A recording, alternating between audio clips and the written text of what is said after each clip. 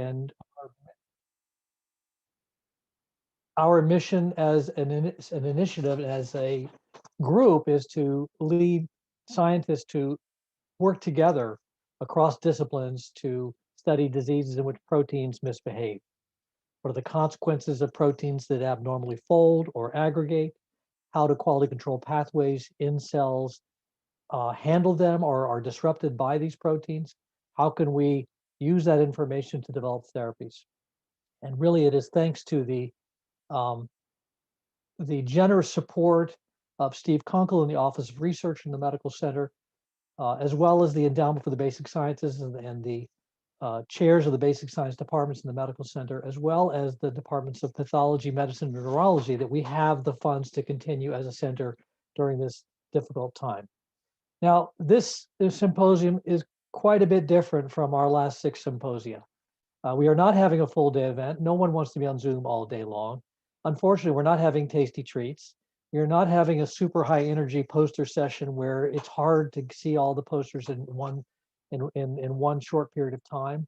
And we're not having that tremendous informal engagement across lunch.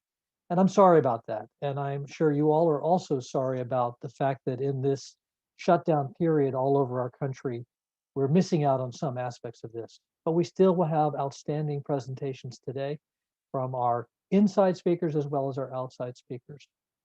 The symposium was put together by an excellent group. I want to thank, on behalf of Andy and both, I want to thank Matthias Truckman, Stephanie Moon, and Andrea Thompson for doing a tremendous job of putting this together under difficult circumstances. And of course, Kathy Nemec, our administrator in the PFD, would not have happened without her. And so thanks to Kathy for everything she does. For those of you who don't know about the PFD at Michigan, really at the core of the center is the 4 research hubs, which bring scientists together in various subdomains, everything from chaperones to quality control pathways, to amyloids and disease, to ER quality control and secretory pathways.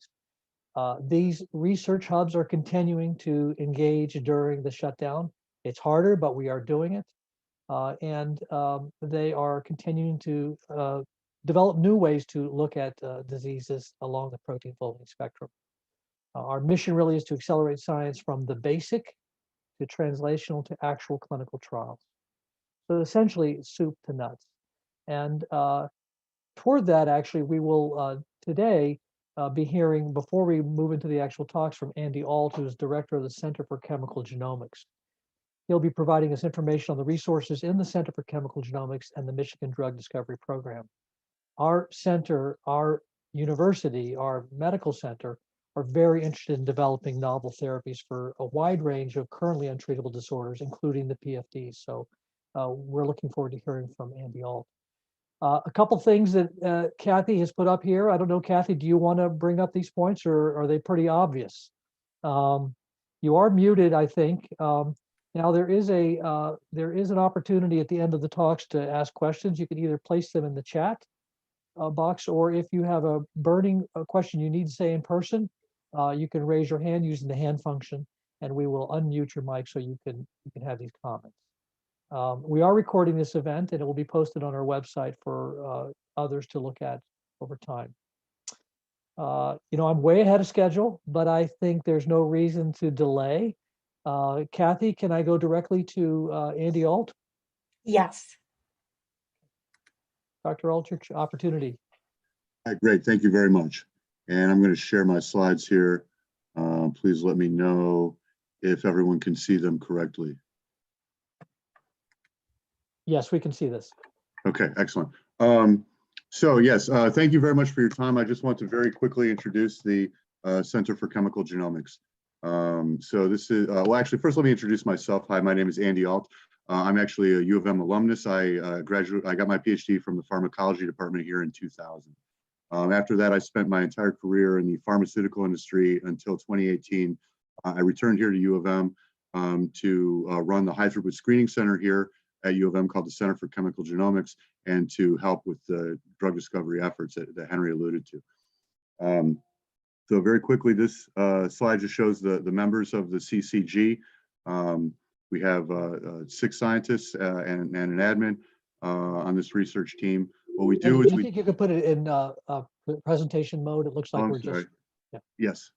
Thank you. Actually, two of Nick and Steve both have a significant amount of industry experience as well, having spent 20 to 30 years in industry themselves. So we have a significant amount of drug discovery experience here. Primarily what we do in the CCG is high throughput screening, and assay development for high throughput screening. Probably most important here is our contact information. I'll go back to that again at the end. So, this is what we do. We have automated screening and miniaturized screening platforms to make it realistic for us to test very, very large numbers of compounds against a given protein target. And again, we specialize in assay development and optimization, especially for these very high throughput assays. We also have a homegrown informatics system which keeps track of all of the data for us. So real briefly, what we have, and this, I'm sorry, this number has gone up. We now have over 250,000 small molecules within our library, including some focus libraries, which including, libraries that are targeted against a specific type of target class, as well as some other focus libraries I'll talk about a little bit more. We also have a 44,000 natural product, it's a 44,000 samples of natural product extracts. And so each of these extracts has more than one natural product within it. That's why we say there's a total of 2 million compounds. This is also available for screening within the CCG, and we also work very closely with the Natural Products Discovery Corps, led by Ashu Tripathi and David Sherman, and who help with follow-up work on natural product hits. We also have siRNA libraries covering both the human and mouse genomes for doing genetic screening.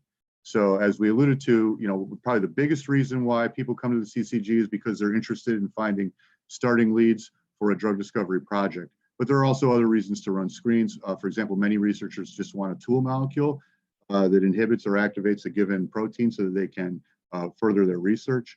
Or maybe you want to do some type of genetic screening or other type of phenotypic screening in order to identify relevant protein targets. And we can do all those things in the CCG. These are some of our recent improvements that I want to tell you about. One is we call the DNS83K. This is an 83,000 compound library that we very recently purchased from a neuroscience company in San Diego that went out of business. This is a fabulous library, and it has great diversity. We are the only people in the world who own this library right now, even though every single compound in it is commercially available individually. This is the only place that this collection exists as a screening collection. So we're the only people screening this library now. And it's in very good shape. Our customers who have used it so far have been very happy. We also have recently acquired a drug repurposing library. This is a library of over 5,000 compounds that are either FDA approved drugs or else drugs that have made it into at least some stage of clinical development. And that means that anything that, if you have a drug discovery project, if we run a hit with this, if we run this library and we get a hit with it, it's possible, that we may have a hit that we could just, skip 5 years of drug discovery and development and go straight to clinical testing to, perhaps test a new therapeutic hypothesis, right? So this is also a very valuable library for us. We also have recently acquired a NanIon synchropatch. This is a high throughput electrophysiology instrument that allows us to do allows us to do patch clamp experiments on a scale that just is not even, you can't even get close to that scale with manual patch clamp. If any of you are interested in electrophysiology, I would definitely encourage you to talk to us about this. We have some fancy new liquid handlers. I'm going to go very quickly for considerations of time today. I promise to only take 5 minutes. So these are the things that we offer in the CCG, and I think that we have several customers within this group. Mrna Niyamati, Andy Lieberman, Yoichi Osawa are all customers of the CCG. So any of you can talk to them if you want, maybe the inside scoop on what it's really like to work with us. And the one other thing I would like to do today before I leave you is to very briefly introduce also Michigan Drug Discovery. This is led by Peter Toogood, who I work with very, very closely. You may have noticed we also even share an admin. Michigan Drug Discovery, or MDD, recognizes that we have just a great, rich embarrassment of riches in terms of novel target information, novel science here at the University of Michigan. And like me, Peter is very interested in helping those of you who are interested turn your projects into perhaps drug discovery projects. There are significant grants. There are $75,000 grants available from Michigan Drug Discovery, those can be used in my core facility or several other core facilities to do drug discovery related research. And if any of you have projects that you think maybe have some drug discovery potential, even if you're not sure, I would definitely encourage you to come talk to Peter and or me about it, because this is what we're here to do. We're industry, pharmaceutical industry scientists who have been specifically hired by U of M to help scientists like you turn your basic academic research into drug discovery projects. So I think that's really all I have to say today. I'm just going to end again with the contact info here for the CCG at the bottom. If any of you are interested, please don't hesitate to reach out. And if we might have time for one or two questions today, if anybody has any. Well, thank you very much, Andy. We really appreciate that really quick overview. My own laboratory has done both sRNA screens as well as the drug repurposing screens through your center. And I will say that it's a wonderful experience and has been fruitful in terms of identifying pathways and potential lead compounds. And I encourage you all to email Dr. Alt directly. By the way, I think that the Kathy will make sure that the emails for all the speakers today are available for you if you have questions that are not answered during the session. I think, Andy, rather than take questions right now, I think we'll move on. But you are available and we know how to reach you. It's got an email right there. And I encourage all of you to do that. Kathy, yeah, that makes sense. Thank you very much for your time. Well, thank you for coming. We really appreciate that. Kathy, now I guess without further ado, we move on to Matthias Trutman. Is that correct? That's correct. Who will introduce Dr. Wiseman? Wonderful. Thank you very much. Thanks for getting this started. It's my great pleasure and honor to introduce our first keynote speaker, Dr. Luke Wiseman from the Scripps Institute in San Diego, California. Luke got his PhD years ago at Vanderbilt before then moving on to NYU and joining David Drum's lab, working as a postdoc at the medical school for a couple of years. Finishing his postdoc, he decided that New York isn't sunny enough, and he returned to Scripps, where he is now an associate professor and studies proteostasis, in particular within the ER, using various tools together with his labs. He has done tremendous work, and I was always impressed by how he used chemical biology, small molecules, and fused this type of research with structural biology and old school cell biology to come up with very new ideas and very interesting findings. I'm also very fascinated by the fact that he seems to be, at least to my knowledge, the only lab that has an official lab emblem or crest, which features both a mitochondrium and the ER. So if you want to see how this looks alike, go check out his website. With this, I'd like to hand this over to Luke, and I'm looking forward to an exceptional talk. Thank you. Thank you very much, Matthias. I have to say, the website was actually my COVID project. It's the thing I did while we were on shutdown. I figured it was time to update it. I want to thank you all for inviting me to come and speak. Obviously, I wanted to be there in person. My mother loves Michigan, so I really wanted to go and visit it again. I went years ago, but I at least appreciate the chance to come and speak about some of our work virtually with y'all and engage you all about some of the stuff we're doing, how we can target the UPR for etiologically diverse diseases. My research primarily focuses on stress pathways, and one of the predominant pathways that we study is the unfolded protein response, or UPR. And this is the main stress pathway that's activated in response to endoplasmic reticulum stress. And it's comprised of 3 signaling arms activated downstream of the stress sensing proteins PERK, IRB1, and ATF6. And in response to ER stress, these pathways initiate signal transduction mechanisms to influence cellular physiology in multiple ways, including attenuation of new protein synthesis downstream of PERK, and the activation of transcription factors such as ATF4, XBP1 spliced, and ATF6 downstream of each of these arms. Now, through this mechanism, these pathways integrate to promote adaptive remodeling of the cell that's designed to alleviate the stress and allow the cell to recover following different types of insults. And through this mechanism, it's involved in regulating nearly all aspects of cellular function. This includes mitochondrial biology, this includes redox regulation, and of course, ER and secretory proteostasis. Now, because of this, it shouldn't be very surprising that imbalances in unfolded protein response signaling are associated with virtually every type of disease. Everything from cancer to neurodegeneration to simply getting older, alterations in UPR signaling contribute to these different pathologies. And this has made the UPR a very attractive target to promote adaptive remodeling that can be used to mitigate different types of disorders. So there's a lot of work that's been done on a lot of pathways, but I'm really going to focus today on the ATF6 arm of the unfolded protein response, and I'll highlight why in a few slides. But first, I want to get everybody oriented about this pathway specifically. ATF6 is activated through a mechanism involving the reduction of disulfide-linked oligomers and dimers through activity of these protein disulfide isomerases within the ER. This results in the accumulation of a reduced monomeric protein that can traffic to the Golgi and be proteolytically activated by site 1 and site 2 protease. And what this does is it releases the N-terminal ATF6 transcription factor domain that then goes to the nucleus and upregulates genes involved in protective pathways, including ER proteostasis regulation and, in fact, cellular cytosolic redox. Now, one of the reasons that we were very excited about ATF6 in particular is because we and many others have shown that if you genetically activate this pathway, you can protect cellular, mouse, and many other types of models against different types of disorders. This includes vision diseases, protein misfolding diseases, ischemic disorders, metabolic diseases, and neurodegeneration and associated disorders.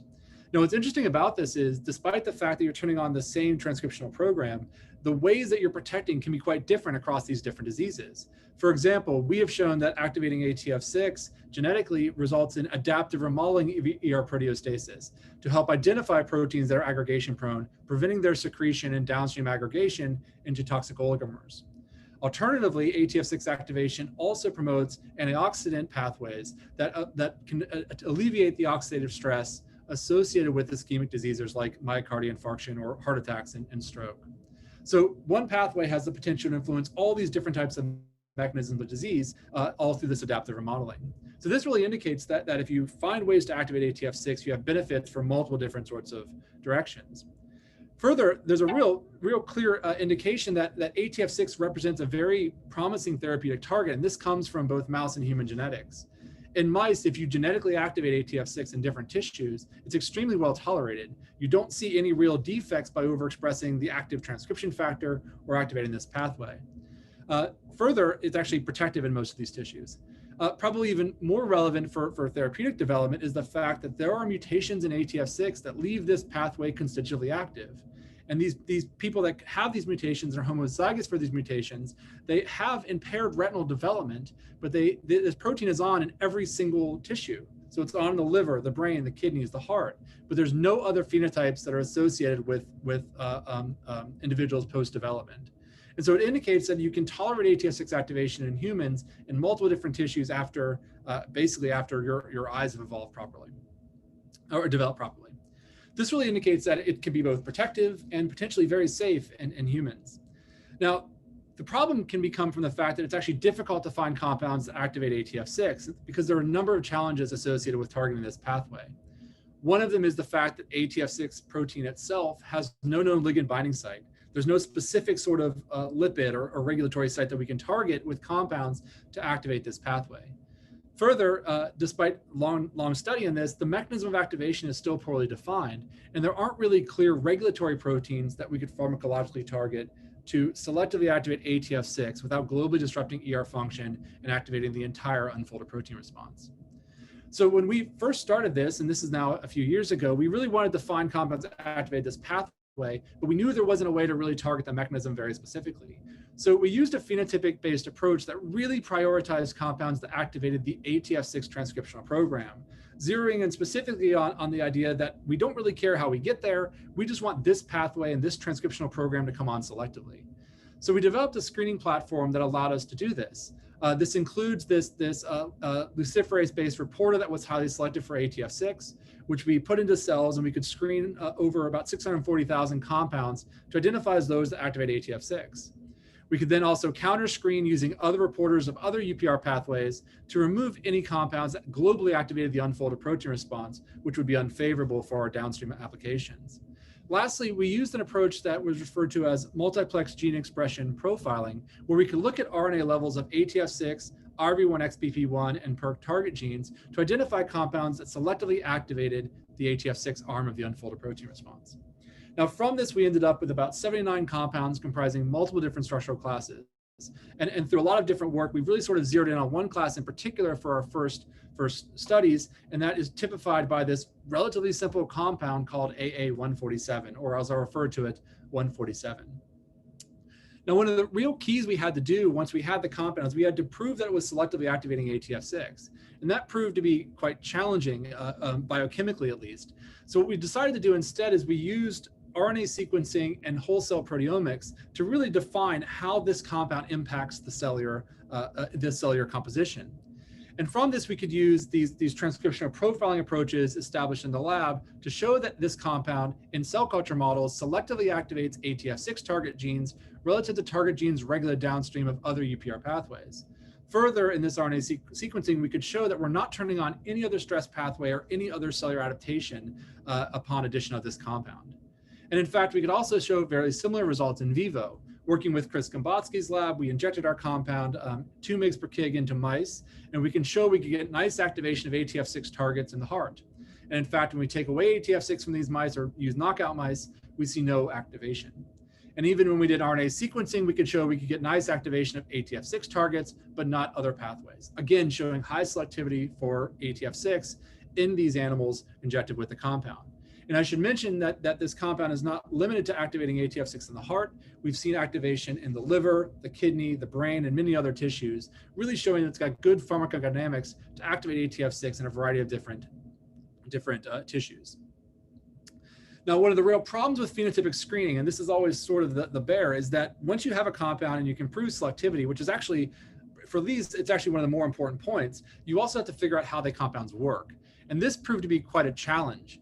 And so we worked with Jeff Kelly's lab doing medicinal chemistry. We applied a lot of genetic and biochemical approaches. We actually applied a number of strategies. We ultimately ended up showing that this compounds work through the selective modification of a small subset of protein disulfide isomerases in the ER. So what they do is they actually inhibit the activity of these PDIs, which are involved in maintaining the disulfide bounds of ATF6 that keep it in the oxidized, non-active state. And by targeting these PDIs, we increase populations of this reduced ATF6 monomer that can then traffic to the Golgi and then subsequently allow for proteolytic activation and transcriptional signaling. So this really indicated that we're modifying the mechanism of activation by simply increasing the population of these reduced ATF6 monomers. Now, what's important about this is if we're doing that, are we also affecting disulfide bond formation and secretory proteins? And we've looked pretty carefully at this, at least as best as we can, and we see no evidence that this modification actually influences secretion of the endogenous proteome or the ability for wild-type stable proteins to form disulfides. Now, we attribute this to the fact that we're labeling just a small population of PDIs that seem to be selectively or preferentially involved in regulating ATF6 disulfides. So this indicates that we're not globally disrupting ER function, which is why we're getting selective activation of one pathway, but not all of the others. So with these compounds, we've now really opened doors where we can start probing how ATF6 actually is involved in regulating physiologic functions, as well as its therapeutic potential in different types of diseases. And in fact, we've done this now for a lot of different diseases, and some of them are shown here with references. We have ongoing projects with pretty much everything on this screen, but I want to spend the last just few minutes and talk about one project that I really think exemplifies how we can use these types of compounds to probe ATF6 physiologic and therapeutic potential in a disease. And that's in this disease called achromatopsia. and I want to make this clear, this is work that we've been doing with Jonathan Lin, who's been the real driver of this, and Heike Kroger in his lab, who's now moved to the University of Georgia. Our contributions are primarily mediated through the activities of Julia Grandjean, a grad student in my lab. So achromatopsia is a type of color blindness, and it really is associated with impaired retinal development. And so what ends up happening is patients that have achromatopsia have lack of color vision, but they also have severe light sensitivity. And again, this is associated with development of the retina. Now, there are a lot of genes associated with this disease, but all of them are known to be involved in photoreceptor development. And in fact, what Jonathan has shown over the last 5 years is that there's a number of mutations in ATF6 protein itself that leads to achromatopsia. And in fact, he characterized the most prevalent of these and showed that the way these mutations seem to affect ATF6 activation is by preventing this reduction and monomerization of the protein required for activation. So they're basically stalling at this step where you go from disulfide-bound oxidized protein to the reduced monomers. Now, the problem is it was never clear how these ATF6 mutations could cause disease. And so Heike had this idea that she could model this using patient iPSCs, where she could take iPSC cells from heterozygote ATF6 mutant expressing individuals that don't have achromatopsia and homozygous siblings that have 2 mutations on both alleles that do have achromatopsia, do this differentiation protocol to eye cups and eventually mature photoreceptors, and evaluate at what stage does ATF6 impact this process. And so here's basically an example of a normal, this is an individual that is heterozygous for ATF6 mutants, and they have normal photoreceptor development using this ICUP strategy, where you can see the cones are labeled with opsin antibodies, you see the rods, and you see this sort of bulbous structures on the surface, which are reflective of cones. In ATF6 homozygous mutants that have achromatopsia, you see that we have nice rod development, but there are no cones that are staining in this eye cups. And in fact, we also lose these bulbs that sort of reflect the presence of cones on these eye cups. And you can visualize this even better if you look at retinal surface scanning, where you now take those eye cups and you look at the surface. This is the control, and you can see the big bulbs reflective of the presence of these outer segment of the cone photoreceptors, but the smoother surface of the patients that show no cones.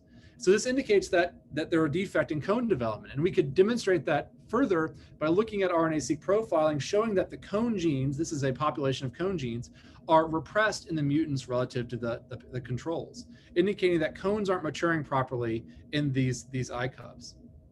So basically what this means is that ATF6 mutations impair the proper development of cones, and they lose this outer segment that's associated with the structure of the bulbs as well as the presence of cone photoreceptors. Now, we were particularly excited about this because of the fact that the mutations themselves affect the exact same step of ATF6 activation where our compounds promote. And in fact, our compounds actually activate that step while the mutations block it.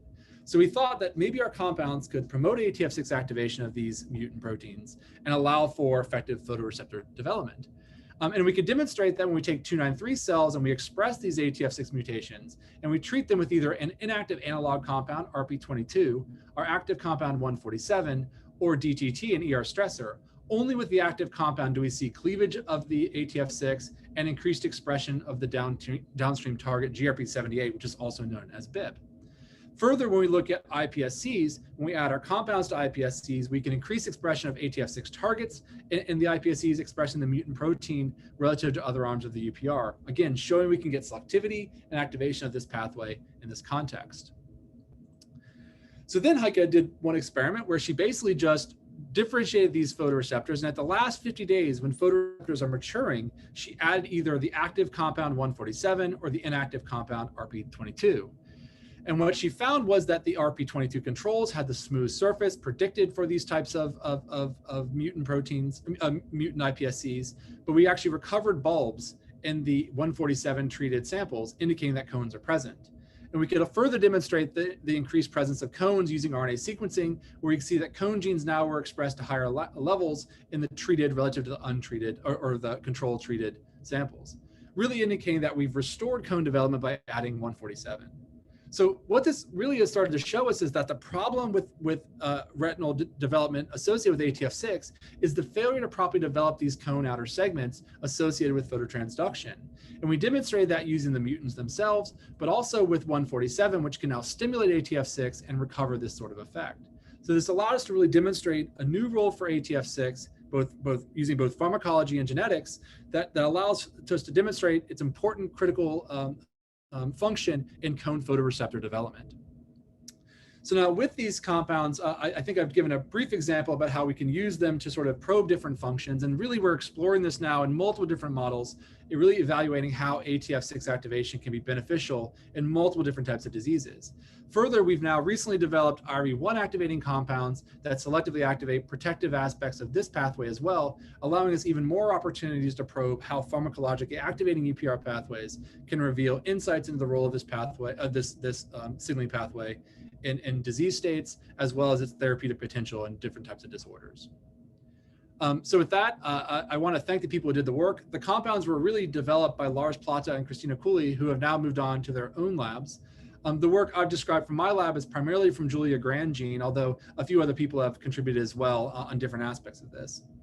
I have a lot of collaborators, which I'll get through quickly. The high throughput screening was done with Scripps Florida, which is a fantastic facility, with Tim Spicer and Louis Scampavia, and Pete Hodder initially started it. The compounds are all being developed in collaboration with Jeff Kelly's lab at Scripps, notably Ryan Paxman and Gabe Klein for the ATF6 activator compounds. Chris Gombotsky and Eric Blackwood have been involved in the in vivo work. I mentioned Jonathan and Heiko for Achromatopsia, and I have many other collaborators, and I'm always looking for more if anybody's interested. And lastly, I'd like to thank these places for funding, and just end by saying, if we have time, I'm happy to answer questions either now or later. Like I said, please email me if you have questions. I'm happy to interact with anybody about these compounds or the work. So thank you. That was the end. Thank you very much, Luke, for this wonderful presentation. I think we have time for one or two questions. So if someone's interested, we have one in the chat. There's a question in the chat. Which PDI members is or are inhibited, and what is the potency? So we actually hit multiple different PDIs. So the ones we see the most are PDI 1, 4, and 6, but we actually identify other ones as well. And we've tried, it's actually probably because we're hitting multiple different PDIs is why this works. We've used a lot of functional genomics screens to try to find which PDI specifically is important for this. And we haven't really been able to find one that we block that actually loses compound activation. So it seems what we're doing is we're hitting a small population of different PDIs, but we're only hitting about 15 to 20% of them in an individual one. For example, we only hit 15% of PDI1, which allows it to block ATF6 promote ATF6 activation, but not other arms of the UPR. So we're hitting a lot of them though, and we've done a lot of proteomics to profile this, but we seem pretty selective for this sort of this different population of PDIs. Let me add one question, Luke. Sure. So you nicely show that this AA147 is quite selective for the ATF6 pathway. So what about specificity? What else is found or targeted by this compound that may or may not be in the ER? Yeah, so one of the interesting things about the compounds, and I didn't highlight this, although I think I have it really quick. If it's okay, I might go to one other slide. The way that these compounds work is they actually get metabolically activated on the ER membrane by ER oxidases. And they make these quinone methydes and quinone amines. And what they end up doing is they have a very small diffusion sphere, where so effectively all they're labeling are ER localized proteins. The majority of things we get are labeling are in fact PDIs. But we do get a few other proteins localized to the ER surface. And we've gotten a couple, but not many, ATF6 independent functions that are associated with labeling different proteins in this way with the compounds. But there really isn't a lot of off-target activity to things that seem to be changing cell physiology in many ways. It's always sort of like altering very specific functions on the ER surface in different cell types, if that makes sense. I'm not sure if I answered that well, and I'm happy to explain that more if you'd like, but yeah. Wonderful. Okay, thanks again. And please, if you have more questions, send them directly to Luke or put them in the chat and we will collect them. And Well, do you think, Matthias, we have time for any more, or do we have to move on? I guess we're like 3 minutes in behind. Okay. There's some good questions there, but hopefully Luke can follow up. Thank you, Luke. I'll go in the chat and start answering some of them. Thank you.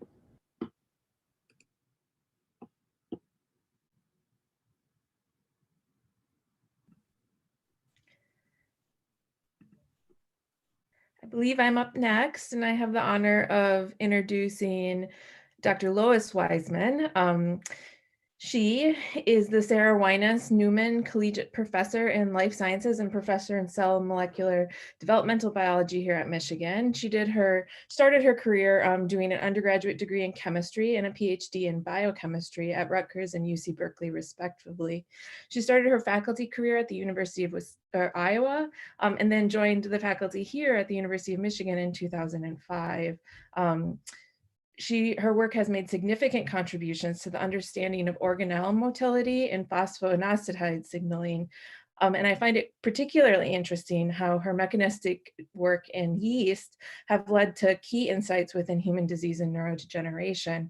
Her career is one to aspire to, and in addition to, multiple publications, she's trained 16 graduate students, 22 postdocs, and received numerous awards. And I'm really looking forward to her talk. So thanks for joining us today, Dr. Wiseman.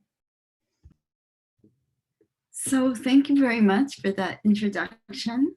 And I just want to give a quick shout out to the PDI, PFDDI, because the PFD has really helped my lab big time. We're highly collaborative. You'll see that we're studying neurodegeneration, and it's been a really exciting time. So thank you particularly to Hank and Andy for starting this initiative. So I'm going to share my screen.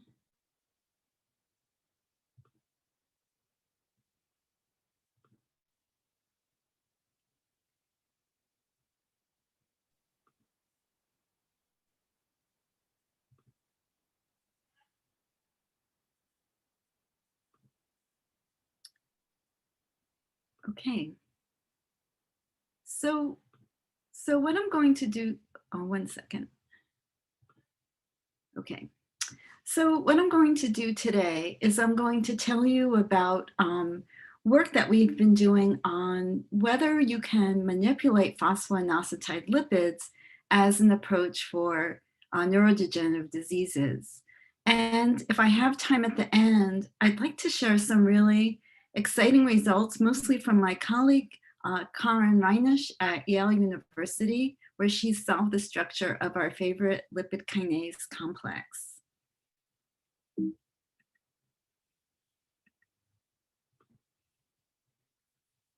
Sorry. Okay, so in plants and animals and in fungi, there are 7 phosphoinositide lipid species. And these are based on phosphatidylinositol, a very common and abundant phospholipid that's part of what makes the impermeability of membranes. But this relatively abundant phospholipid can be phosphorylated on any one of these 3 positions in any combination, and it makes these very low abundance signaling lipids. So these aren't contributing to the membrane structure per se, they are acting in signaling pathways. And if you're sitting here thinking, well, whatever you study has nothing to do with these, I would bet that you're wrong. These phosphoinositide lipids have been found in almost every pathway where people have looked for them. The problem is they're extremely challenging to study. They're extremely low abundance. We still don't have a good way of observing many of these in cells. So we can only, especially for some of the lipids I'll be talking about today, we can only measure them in cell lysates, and we can't even measure them in tissues. So how these lipids act in general is that we imagine that there's a signal, and now we're going to get a phosphorylation event. And in this case, I'm showing you the generation of PI3P. And what happens then is there are several PI3P effectors in the cell. And in yeast, there's about 20 of them. So just rough estimate, I'd say probably in mammalian cells, there's about 100. So when you generate PI3P, you're now recruiting all these PI3P effector proteins that bind specifically to that phosphorylated phosphoinositide.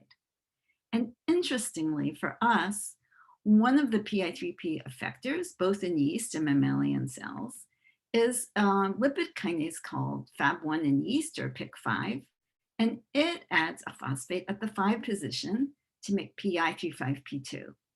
And so now what's going to happen is the PI3P binding effectors are going to go away, and you're going to recruit this PI352 effector proteins. And so you can imagine a scenario how conversion between PI3P to PI35P2 to PI5P can make an ordered pathway that can be regulated both spatially and temporally. And one more thing I want to show you is an experiment that still gets me very excited. And this was an experiment we did in yeast, where we were looking at PI352 levels over time. And in this experiment, we exposed the yeast to a single stimulus, hyperosmotic shock. And what happened is that within the first detectable time point, 1 minute, the PI352 goes up. It goes up over a time course of about 10 minutes, and then it plateaus, and then it comes down. So one stimulus at time 0 changes the system up and down. And at that point, we realized we were studying some type of adaptation, something important for yeast physiology. And actually, I could talk about what it does for yeast physiology. But in general, if you just talk to your family or people on the street and you say yeast physiology, they think it's cute. If you say human physiology, people think that's very interesting. And so we use the yeast to identify the proteins that make that lipid and turn it over. And I just have to introduce them a little bit. So we discovered this protein VAC14. It's a scaffold protein, and it holds the lipid kinase and the lipid phosphatase within the same complex. And there are activators and inhibitors of these. And then on top of it, what we discovered is that this lipid phosphatase, which is supposedly changing the lipid back to PI3P, is actually also a potent activator of the lipid kinase. And if I have time to get to the structure, I'll show you more of how we learned how this happens. And so, as I said, yeast physiology is cute, human physiology is critical. And so even though my lab was only a yeast genetics lab, we made this huge leap. We went straight from yeast to mice. We didn't even stop at mammalian cells. And we made this gene trap mouse of VAC14. And we found out that it has half the normal levels of the pathway. So half the pathway is still kind of acting okay. And what really rescued us from taking this leap way outside of our comfort zone was a few months after we made this discovery, Miriam Meisler's lab here at the University of Michigan had positionally cloned a mouse mutant, pale tremor, and found that it was a null mutation in FIG4. And if you remember, VAC14, the scaffold, was holding this lipid phosphatase, FIG4, in that complex. So now we had 2 mutants in that same pathway. And again, the FIG4 mice had half the normal levels of the pathway. And so we collaborated heavily. And what we discovered that was the most prominent phenotype was in the brain. The brains were very messed up. And that led my lab to continue on to go more mechanistically with this project, to look at what's going on in neurons. And we found that this pathway is particularly critical at postsynaptic sites. And this was work we did in collaboration with Mike Sutton's lab. And we found that PIC5 has a critical role in regulating the level of AMPA receptors at the postsynaptic surface. And then continue on with Miriam Meisler, and then Miriam Meisler went on to discover many more diseases. We found these human diseases, these neurological diseases, and some diseases are more on the whole organ level. And these are all due to mutations in either FIG4 or VAC14. And so this led to this idea: if not having enough of this pathway was deleterious, could upregulating the pathway have a rescuing effect? And that's a very challenging question. It still is, if you want to answer that genetically. But just when we were wondering how in the world we could go forward, we were contacted by Juan Maragón at NIH, and he had discovered this drug called NCT504, and it was found in a screen for drugs that lower exon 1 of mutant Huntingtin. Now, exon 1 of mutant Huntingtin is not a very reflective, good substrate to study for protein folding diseases. And so Sai Giridaran in the lab went on to develop an assay to look at full-length mutant Huntingtin. And he and Ron Benyaier both found that this drug lowers mutant Huntingtin in mouse fibroblasts. And then Ron Benyaier continued to look at other proteins, and he looked at exogenously expressed tau. And with Kate Van Pelt, when she was a rotation student in the lab, found that this drug also lowers mutant tau. So we were quite excited by this. And what we want to understand is, what is the mechanism for this? And what is the target? And so Juan Marragan's lab had found that the target of the drug was this obscure lipid kinase, PIP4K gamma, and not much was known about it. And so we decided, the prediction was we should see elevated levels of PI5P.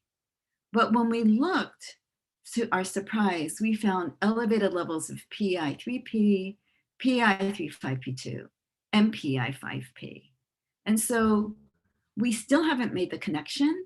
Is it the elevation of these lipids that's lowering mutant Huntingtin and mutant tau, or is it something else that the drug is doing? And we were trying to figure that out. But something else that got us very excited was work from Juan Botas's lab, where they looked at fly models of Huntingtin and found that partial loss of this PIP4K suppresses a fly model of Huntington disease. And so one possible mechanism is through autophagy. And autophagy is driven by phosphoinositide lipids, both at this initiation step and at a very later step of fusion of the autophagosome with the lysosome. And so we looked using this reporter, which can actually tell the difference between isolation membranes and autophagosomes, which are kind of lumped together in this assay, versus mature autolysosomes. And so we can look at initiation separate from the final step of degradation. And what Junya Hasegawa and the lab discovered was that initiation wasn't impacted. The drug was not changing the initiation of autophagy, but it was increasing the rate that the cargo protein was being turned over. And so to further look at this, Ron Benyaier looked at whether lysosomal proteases were required for this drug effect, and he found that they were, so that's consistent with autophagy. But then when he went on to the next step of specifically knocking down ATG7, which is critical for autophagy, he found that the drug could still lower mutant Huntingtin. And so at this point, we're trying to figure out what's going on. NCT504 is lowering mutant Huntingtin via a lysosomal degradation pathway, but it may be independent of autophagy, and we're still trying to figure out what it is. So if I have time, I'd like to just show you a little bit of this exciting structure. So not to be whining, but working on PIC5 is a total bear. And we've been working on it since in yeast at least, since 1997. And now we have finally, in the past few weeks, been able to see the structure. And it's really exciting and weird. So VAC14 forms a pentamer. It's really beautiful. And it seems to be grabbing FIC4 between these two legs. And PIC5 is hanging off one of these legs. And if we turn this structure over, we can see that it's forming this cup, and we can imagine that maybe this is sitting on a membrane. So here it is, sitting on a membrane. And what's really interesting is the FIC4 active site in this orientation is facing the membrane, which is what you'd expect for something that's acting on a phospholipid, except the PIC5 active site is pointing out away at us. So there must be some kind of conformational changes that go on within this wild-looking complex so that PIC5 can touch the membrane, and maybe they take turns. We don't know yet. Another thing that was really interesting is that PIC5, which is this huge long protein, is folded in this very odd way. And we had some biochemical studies and genetic studies that we published earlier showing that the CCR domain contacts the kinase domain and plays a regulatory role. And in this structure, it seems that it's possible that the CCR domain is touching the kinase domain.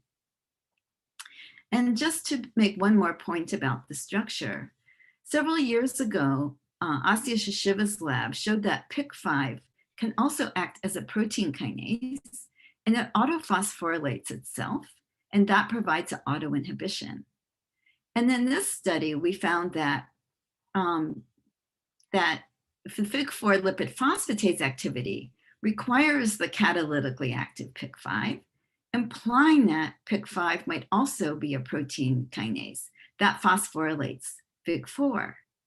But in addition, remember I explained that FIG4 actually acts in the same direction as PIC5, even though it's a lipid phosphatase. When you knock it out, it lowers the level of the lipid.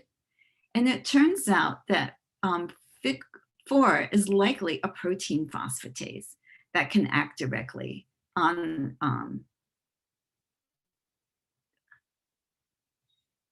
the protein phosphatase. This is a typo that acts directly on PIC5. Okay, so I'd like to stop, and here I just want to acknowledge some people in the lab. So Sai Garudaran started the Mutant Huntington Project, and then he worked with Junya Hasegawa for a little bit on that, and Ram Ben Yair has taken it over. And Beth Strunk published a paper recently from my lab where we worked with yeast FIG4, and a lot of the results of that study helped drive how to look at the mammalian PIC5 structure. And a huge shout out to Karin Reinisch. It took 8 years for her lab to solve that structure. And I'm so grateful that she hung in there all those years. And I would like to acknowledge Mike Sutton and Amber McCartney. We're still collaborating with Mike Sutton's lab to continue to study this pathway at synapses. And I'd like to thank Miriam Meisler and Clement Chow and others in the Meisler lab for all the collaborations over the years on the human mutations. And finally, I'd like to thank Juan Maragon, who developed the NCT504, and Juan Botas, who did the Drosophila studies, and Sammy and Hank here in the PFD for all collaborating with us on the Huntington Project. And I can stop here.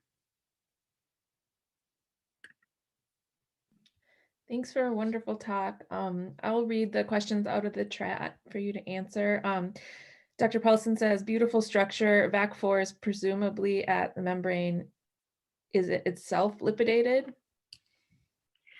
So that's a really good question, Hank. So protein palmitoylation is one way that you can anchor things onto membranes, and there aren't really good consensus sequences for palmitoylation, and we've never looked at that. So I think that's a really good question.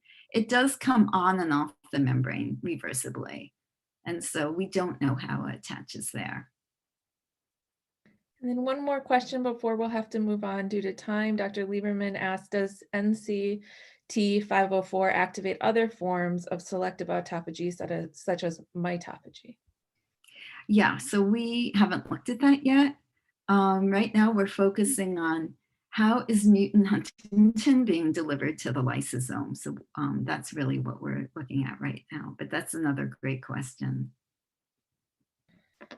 Well, thank you for an excellent talk, and we'll move on to the next speaker. Thank you. And our next speaker is going to be Ryan Baldridge. It's my pleasure to introduce Ryan to you, for those of you who haven't met him yet. Ryan got his PhD at Vanderbilt in Nashville, hopefully was enjoying some of the great music down there.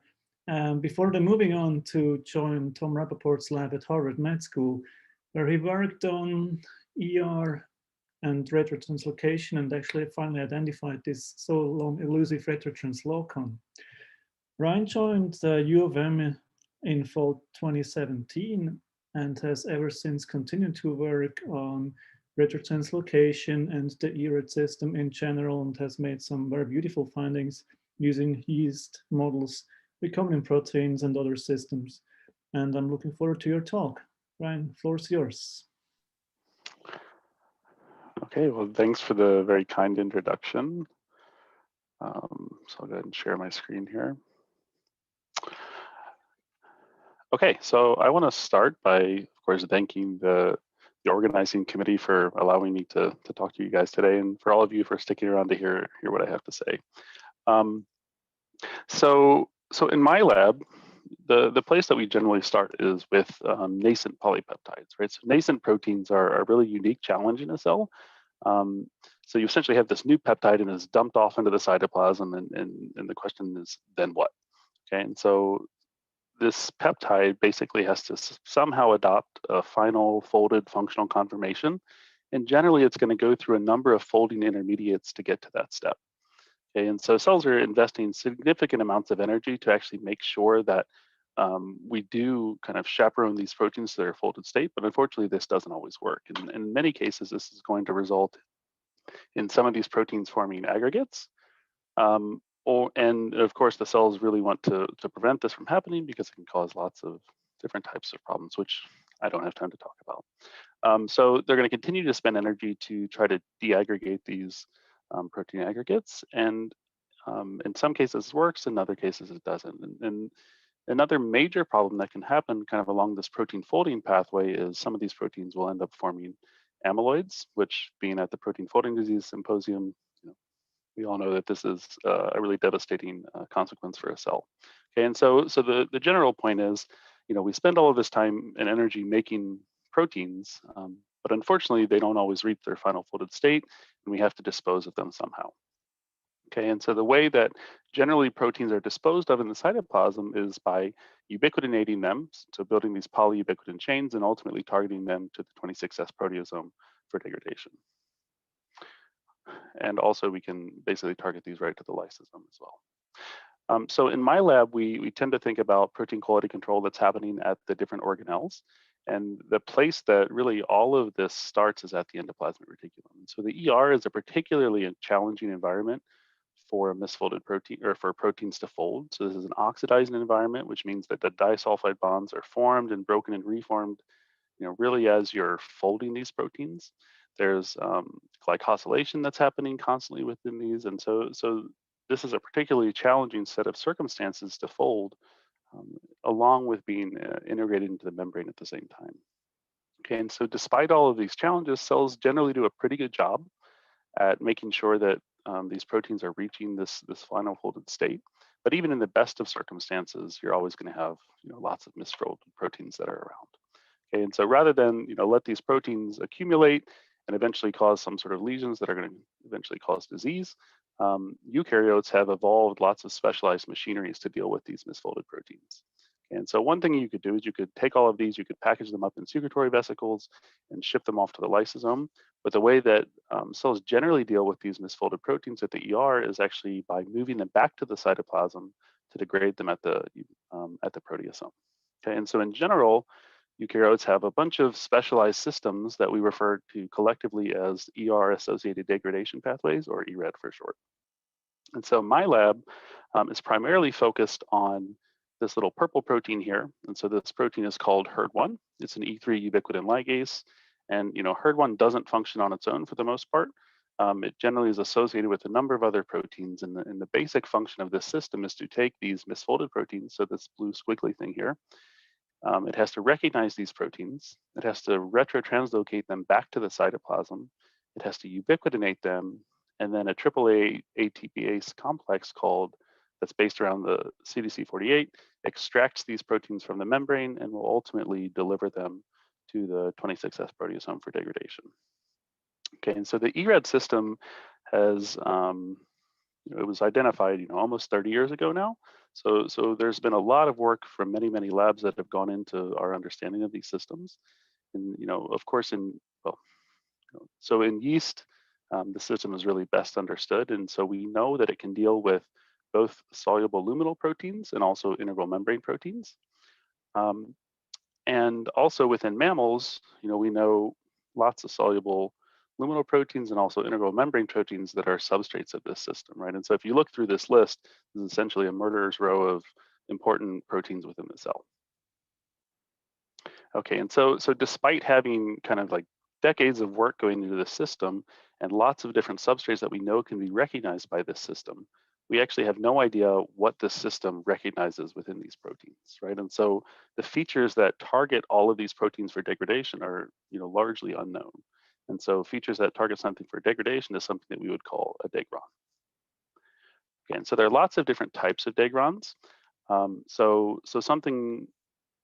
I'm going to group them really into two classes. So I'm going to call them inherent degrons, which are essentially sequence-based, and acquired degrons, which are modification-based.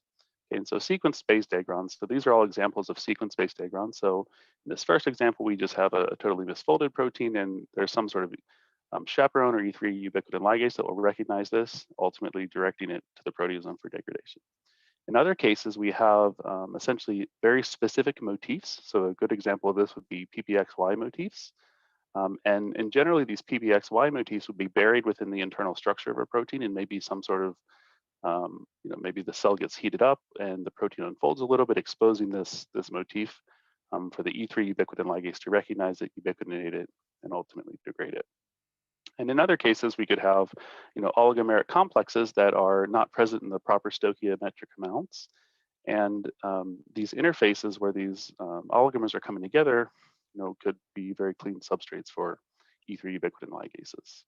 And so those will all be kind of examples of inherent degrons. And then there are other examples of these acquired degrons, which generally are driven by post-translational modifications.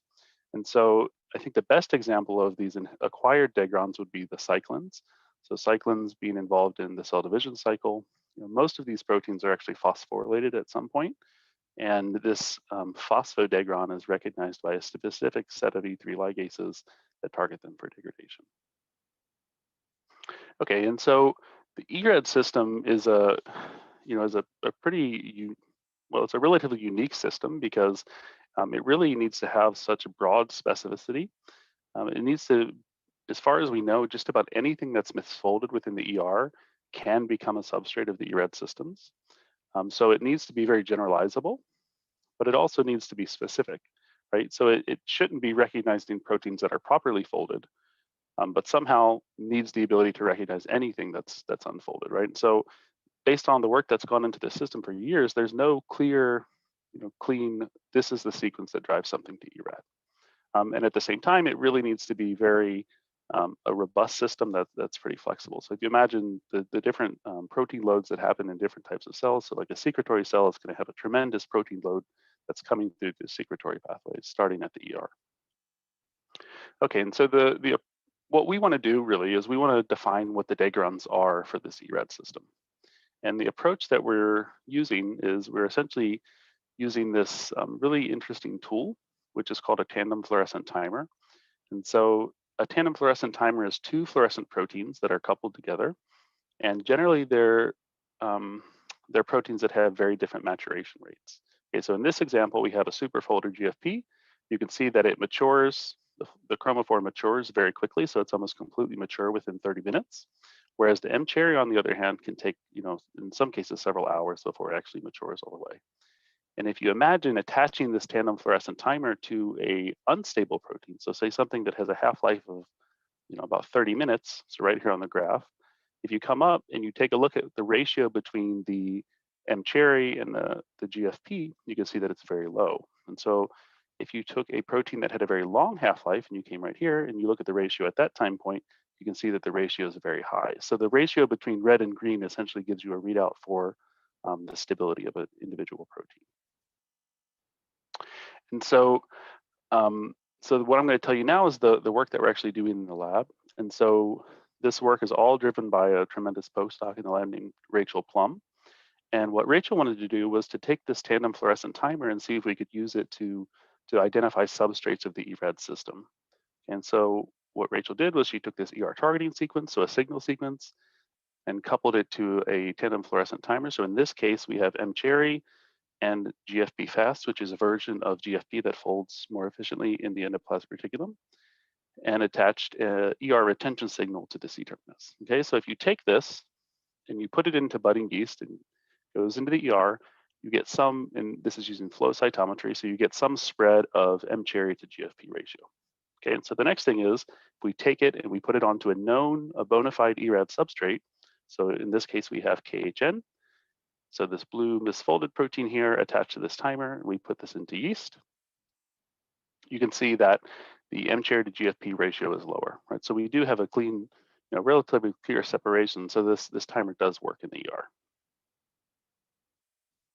Okay, and so since we're working in budding yeast, our general goal is to approach a problem from the least biased manner that we can. And so the idea was, we will take this tandem fluorescent timer and we'll put a bunch of as many random sequences onto it as we can and see if we can target this timer for degradation. Okay, and so this is essentially a PCR product, and we're starting with 5 random amino acids here. So we generate lots of PCR product, and we use a gapped plasmid. And if we co-transform these 2 pieces of DNA into yeast, they'll use homologous recombination and put this back together. Okay, so every single yeast cell gets a different PCR product that's recombined into this plasmid. And so Rachel's been able to generate libraries of up to 400 million transformants. So these are really kind of massive libraries. Okay, and so then we have the problem of how do we actually sort these cells from each other? And so we're using fluorescence activated cell sorting.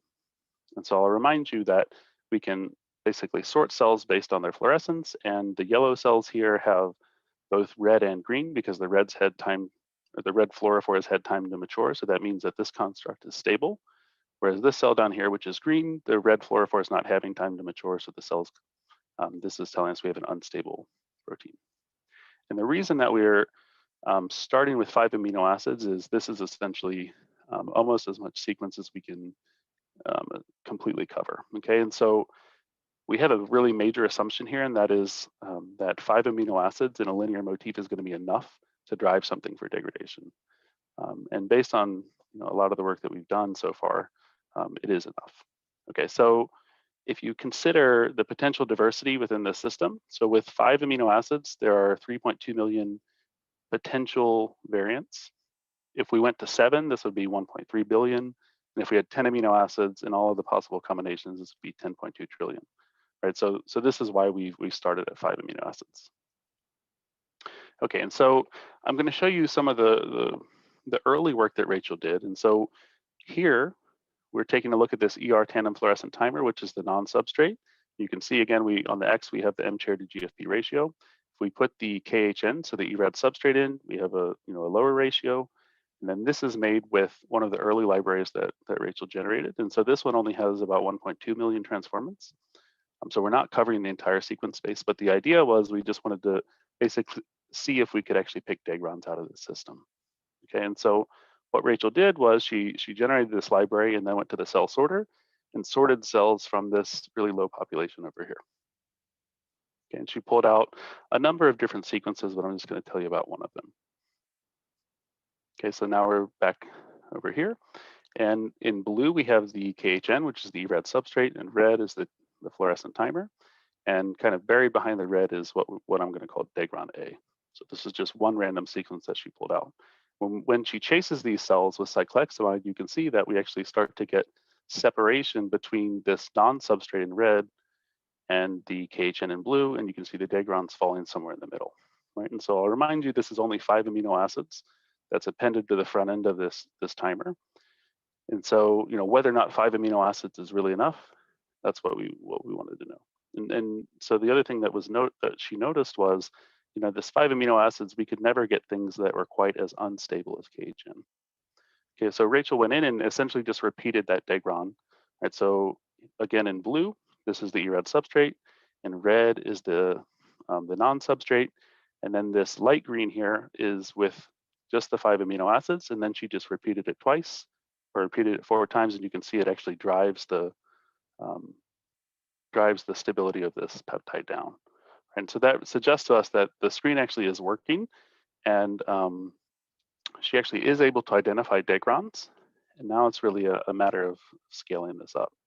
And so, more recently, she, actually right before the shutdown, she sent a really large library that she had sorted. So here there was 400 million transformants. And in each of these bins here, denoted by the dashed lines, she essentially sorted these bins, and we deep sequenced all the way through these pools. So we can essentially, for any individual sequence within this potential diversity, you can pinpoint more or less where its peak is. Okay, and so just very preliminarily, if you just look at the bins and you just look at the amino acids that are enriched on each side, so each of these rows is a different amino acid, you can see just looking at the low versus the high, you have some things that are enriched on one side and depleted on the other, and vice versa. And so there's a lot. This is essentially a huge treasure trove of information, and it's a matter of now kind of repeating this and sorting through all of it. And the other thing I want to point out is this is actually not this is not telling us what the specificity of the ERAD system is. At this point, all we're saying is these are unstable variants when you put them into the ER. So to really figure out if they're ERAD substrates, we need to move this into deletion strains with HERD1. So I'm just right at time, so I'll stop there. There are lots of people to thank. They're all right here, but I put my contact information at the top if you have any more questions. So, all right. Thank you very much, Ryan. That was very cool. Do you have questions? If so, please put them in the chat. In the meantime, I may briefly start. So this 5 amino acid motif that you identified, could you comment a bit on what exactly it consists of? Or charged amino acids there? Are they bulky, small? Or what are you dealing with there? So the one that actually was pulled, the ones that have been pulled out as degrons, there's essentially a lot of variability. This one that I just referred to as degron A, let me find the actual sequence for it. So it's isoleucine, histidine, proline, tyrosine, tryptophan. But I think we haven't really sequenced to the point that we can generate any sort of consensus motif. So I think that's the biggest problem with having all of this data. Now we essentially have to define the rules. But before we actually try to define the rules, we want to just run through it a few times to actually make sure that all the replicates are lining up in the right places. So kind of anecdotally at this point, we can identify degrons, but that's probably all I can say. Yeah. Do you have other questions from the audience? Well, let me ask a question quickly. I really enjoyed the talk, Ryan. And it was hard to see the amino acids in your table there at the end where some are disproportionately found in stable versus unstable sequences. But can you tell us, based on charge or polarity, whatever, can you give us a sense of whether some of those are predicted, in your view, predicted things will be unstable or more stable for the amino acids that are inserted? Yeah, so some of the ones that are highly enriched on in the unstable bins, for example, are actually, so lysine, which is not that surprising because you would need this to essentially run the ERAD process, but also arginine is found down there. So I actually would have guessed that it would be more kind of unstable things would have been more hydrophobic overall, but that wasn't necessarily the case. So I think the positively charged residues tended to make things more unstable, but it wasn't like, it wasn't just generally charged. It was, those two were, I guess, unique. Thank you. I just want to make a comment. Kathy put into the chat space that the posters can be viewed. I highly recommend you go to them. They're really good.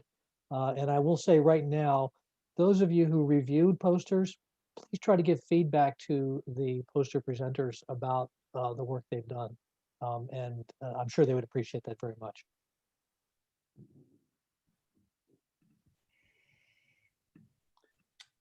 So I believe next up, we actually get to hear talks from our poster award winners. And so it's my pleasure to introduce those individuals.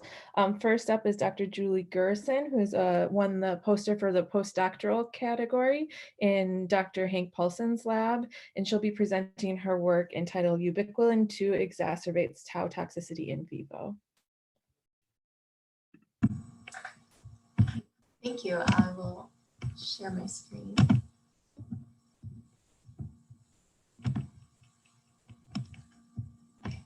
So thank you for the opportunity to very briefly talk about my project on ubiquinol-2 and tau toxicity. Ubiquinol-2 is a protein quality control protein that is thought to mediate a number of different protein homeostasis pathways. However, its best characterized role is as a ubiquitin proteasome system shuttle factor. Ubiquinol-2 contains a ubiquitin-like domain as well as a ubiquitin-associated domain that allow it to bind to ubiquitinated substrates and to the proteasome, and mediated likely through interactions with molecular chaperones allows it to shuttle misfolded or aggregated proteins to the proteasome for degradation. And in addition to ubiquinol-2's function that likely makes it important for diseases associated with protein aggregation, ubiquinol-2 disease mutations are known to directly lead to frontotemporal dementia and ALS. And additionally, ubiquinol-2 is known to accumulate in disease aggregates in sporadic diseases, including FTD, ALS, Huntington's disease, and to a lesser extent in the synucleinopathies. However, the role of ubiquinol-2 in some of the most prevalent neurodegenerative diseases, the tauopathies, including Alzheimer's disease, is currently unknown. So we wanted to understand whether ubiquinol-2 might be able to drive clearance of tau protein through its role as a ubiquitin proteasome system shuttle factor. In order to answer this question, initially we measured levels of tau expressed in a cellular model concurrently with ubiquinol-2 overexpression as well as ubiquinol-2 knockdown, and we found that overexpression of ubiquinol-2 drastically decreased levels of tau, while knockdown of ubiquinol-2 significantly increased tau levels. However, we know that in a cellular model, tau does not aggregate similar to how it does in disease. So we needed to understand how ubiquinol-2 then regulates tau in vivo to get a better idea of how it may behave in disease. And in order to do this, we used ubiquinol-2 transgenic mice as well as ubiquinol-2 knockout mice crossed to P301S mutated tau transgenic mice. And when we measured levels of phosphorylated tau that are specifically associated with toxicity and disease, we found that overexpression of ubiquinol-2, contrary to our hypothesis based on our preliminary results, significantly increased phosphorylated tau levels, while knocking out ubiquinol-2 nearly eliminated phosphorylated tau from the hippocampus shown here, as well as throughout the brain in our mouse models, suggesting that ubiquinol-2's role in regulating tau is likely more complex and extends beyond its function as a ubiquitin proteasome system shuttle factor. So while ubiquinol-2 robustly decreases levels of non-aggregated wild-type tau in cellular models, overexpression of ubiquinol-2 in vivo, in fact, elevates levels of hyperphosphorylated tau and appears to exacerbate toxicity. Our current studies are attempting to define the mechanism by which ubiquinol-2 both exacerbates tau toxicity in vivo, as well as is capable of, under certain conditions, regulating levels of tau and other disease proteins.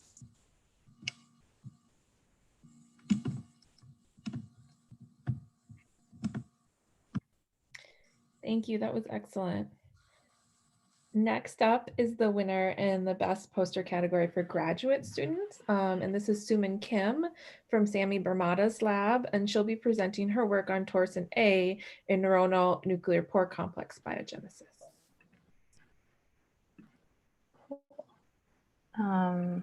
Okay. Hopefully you can see the screen. So I'd like to thank the organizers for the opportunity to briefly present on my thesis work. And today I'm going to be talking about the role of Torsion A in the process of neuronal nuclear pore complex biogenesis. So Torsion A is a AAA protein currently without any identified substrates or clear biological function. And we're interested in this protein because a loss of function mutation called the delta E mutation causes DYT1 dystonia, which is a neurodevelopmental movement disorder. In this disease, the onset is quite early, with the average age of onset being around 12 years old. The disease is dominantly inherited, and there's an idea of there being a critical developmental window because individuals who have this delta E mutation who don't have symptoms by the time they're in their late 20s are very unlikely to have the disease. So that implicates that Torsion A function during a specific developmental window may be critical. Previously, our lab showed that nuclear pore complexes form abnormal clusters in Torsion A knockout neurons. So here are immunofluorescence staining of nuclear pores in control and Torsion A knockout mouse cortices. And you can see that in control, the nuclear pores are uniformly distributed, whereas in Torsion A knockout neurons, they form these abnormal clusters.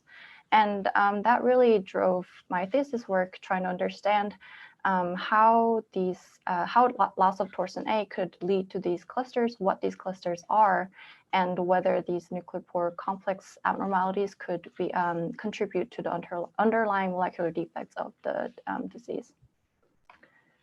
So to better understand what these clusters are, we actually looked at the assembly process of nuclear pores. So in neurons, there's an interface nuclear pore assembly, since these are postmitotic cells. And briefly, in this interface assembly model, the pores form from the inner nuclear membrane outwards to the outer nuclear membrane. And importantly, people have identified some of the components that are recruited early or late. So for example, NUT153, which is located on the nuclear side, is recruited early, and NUT358, which is on the cytoplasmic side, is recruited late. So we wondered if the abnormal clusters could be defective assembly intermediates. And we actually looked at these two different components. And what we found was that while the early recruited component, NUT153, forms these abnormal clusters, the late recruited component does not. And actually where we see these abnormal clusters are areas that are devoid of this late component. So that indicated to us that Torsion, loss of Torsion could lead to defective nuclear pore assembly. But something that we were also really wondering was when is this nuclear pore biogenesis occurring in these neurons? So that's really not studied very well. But what suggested that there could be new nuclear pores forming in neurons in the time periods that we're studying is the fact that Torsion seems to disrupt the assembly of the pores, which meant that pores had to be assembly in the first place. So to address this question, we used structured illumination microscopy, which is able to resolve single nuclear pores. And what we found was in primary cortical neurons at different stages, the wild-type neurons start with sparsely localized nuclear pores that become more numerous while maintaining the uniform distribution over the neuronal maturation time period. However, in Torsion A knockout neurons, the pores do start out sparsely. However, they form these clusters, and the clusters seem to get more severe as the neurons mature.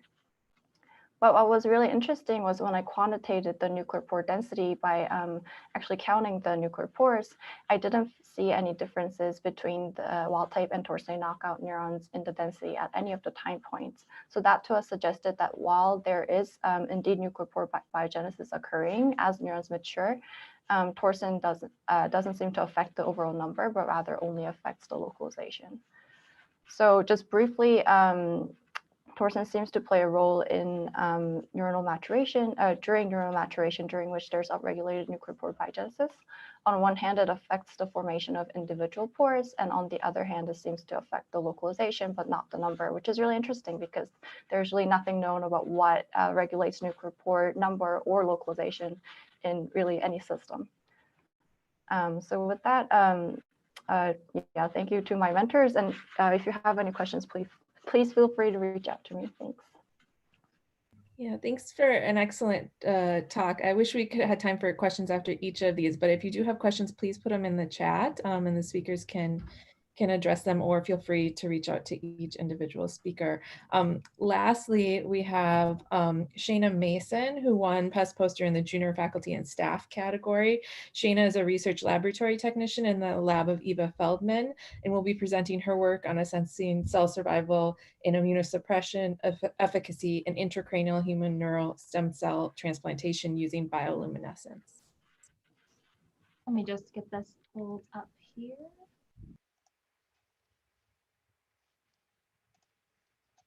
Okay, can everyone see my screen?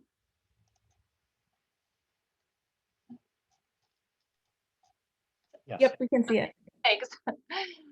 Yeah, thank you, Andrea, for the introduction. Today, I'm going to talk about our work in assessing cell survival and immunosuppression efficacy in the context of a larger project of ours, which is evaluating intracranial human neural stem cell transplantation as a potential disease-modifying therapy for Alzheimer's in transgenic mice and eventually non-human primates. This work was done under a UO1 grant received by Dr. Eva Feldman and Dr. Jeff Murphy. So to give you a quick background on what led up to this work, our preliminary studies showed improvement in cognition and learning time in 6-month-old 5X-STAD transgenic mice as measured by Morris Water maze. The Alzheimer's group receiving stem cell transplants in teal was comparable to the wild type group in black, and the Alzheimer's group receiving a sham transplant of just hibernation media of the cells in purple did not improve relative to the untreated Alzheimer's mice in gray. Cell survival in this study was variable, and many mice did not have cells present at the time of harvest 8 weeks post-op.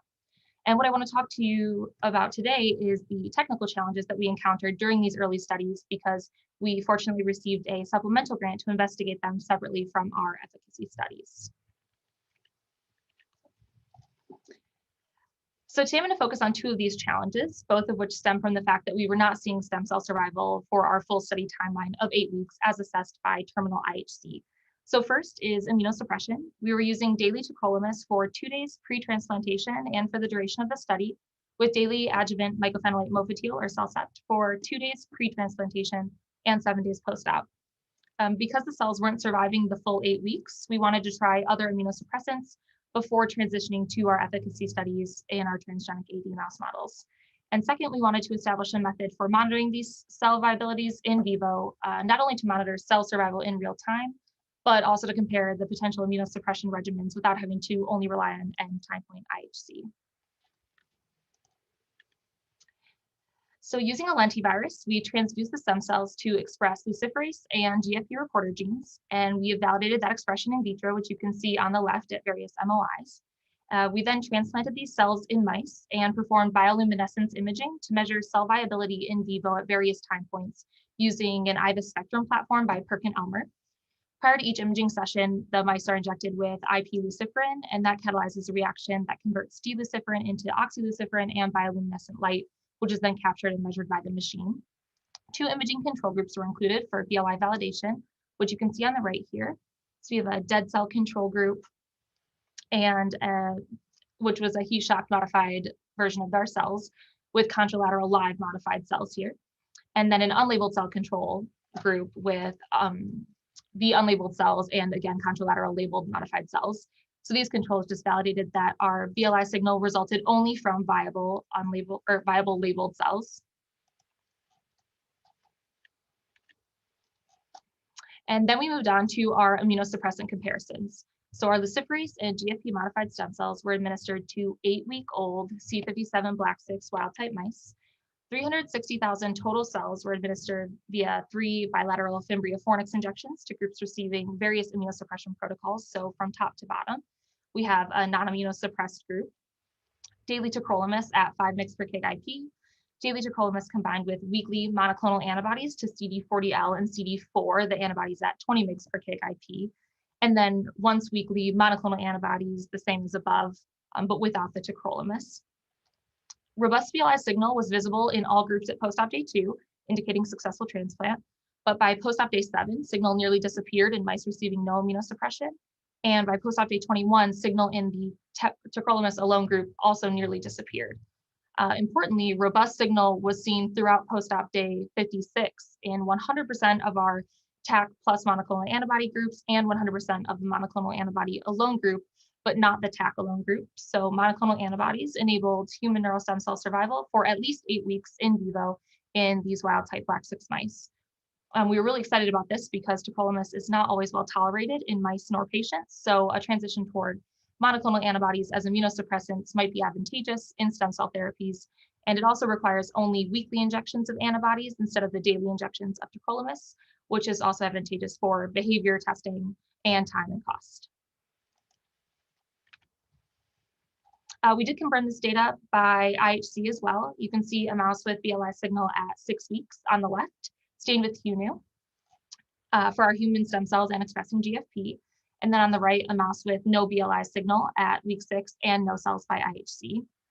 A few things worth noting. We repeated this study with just the monoclonal antibody group, again in T57 Black 6 wild type mice, and we saw robust survival for 6 months. We ended the study at 6 months, so they likely survived beyond that.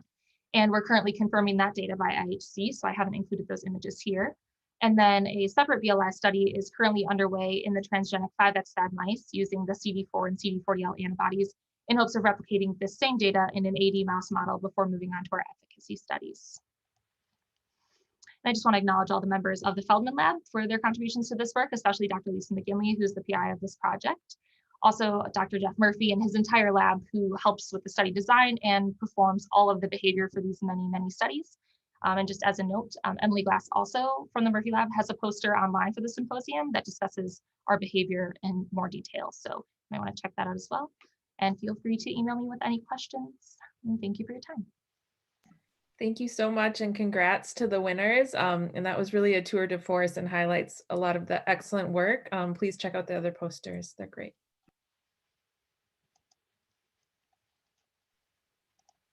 All right, so our next speaker is Dr. Susan Ackerman, who I'm thrilled to introduce. I'm very excited to have her as our next keynote speaker. She's a professor of cellular and molecular medicine at the University of California in San Diego. She completed her PhD in biology at the University of California in LA. After completing postdoctoral fellowships in mammalian genetics, genomics, and neuronal differentiation, she began work as a research scientist at the Jackson Laboratory in Bar Harbor, Maine. And that's where she became professor and led her laboratory for 19 years. The Ackerman Lab uses forward genetics approaches in mouse models to identify mechanisms of neurodevelopment and neurodegeneration. And what I've been really excited to read over time is all of her lab's papers about mechanisms of protein homeostasis in the brain that link cellular stress responses to protein aggregation, translation initiation and elongation, and all these processes that are required for neuronal health. Dr. Ackerman has been a Howard Hughes Medical Institute investigator since 2005. She was elected to the American Academy of Arts and Sciences and the National Academy of Sciences in 2019. And we're really looking forward to hearing her talk on defects in translation elongation and neurological disorders. Just a reminder, please put any questions into the chat. And Dr. Ackerman, if you could share your slides, we're ready to hear your talk. Okay.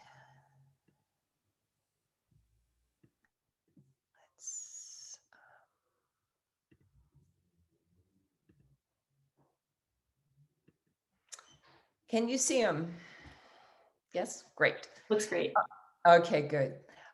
It's really nice to be with you all, although virtually I would have loved to have been there and seen friends and meet the rest of you.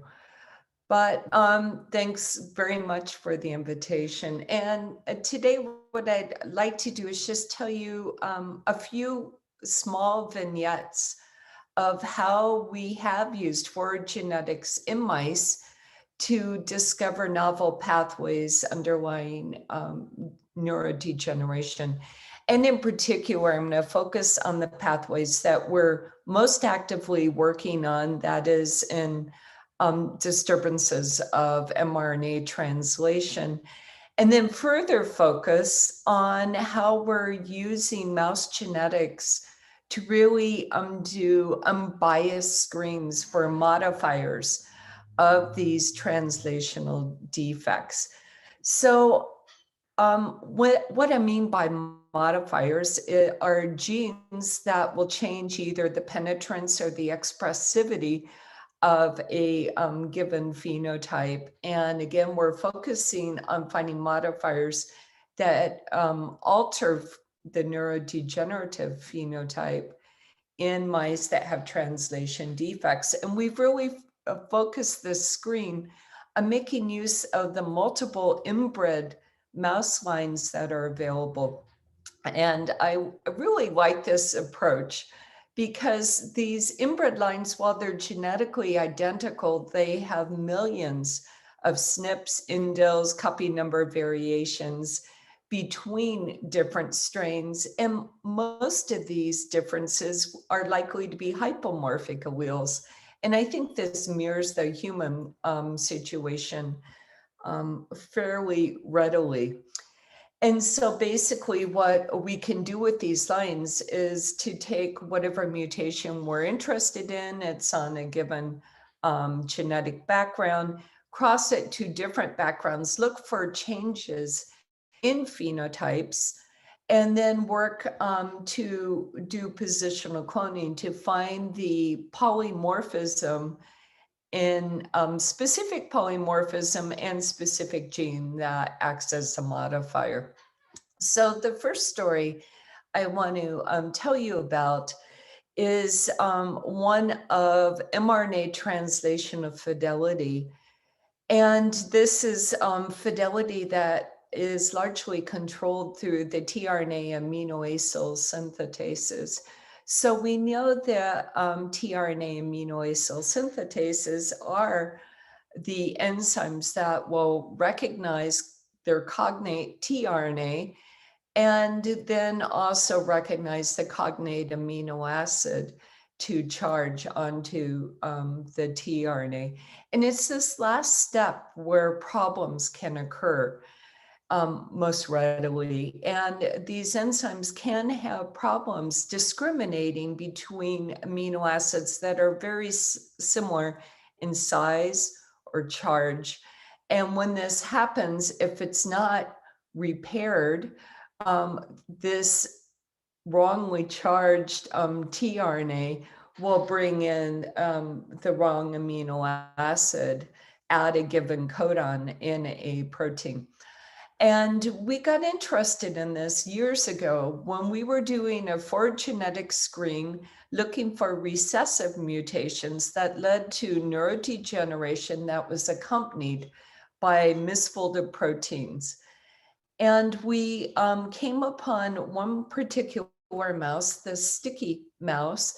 These mice develop progressive ataxia that's concomitant with the loss of cerebellar Purkinje cells. And Purkinje cells develop these misfolded ubiquitinated aggregates largely in the cytoplasm before they die.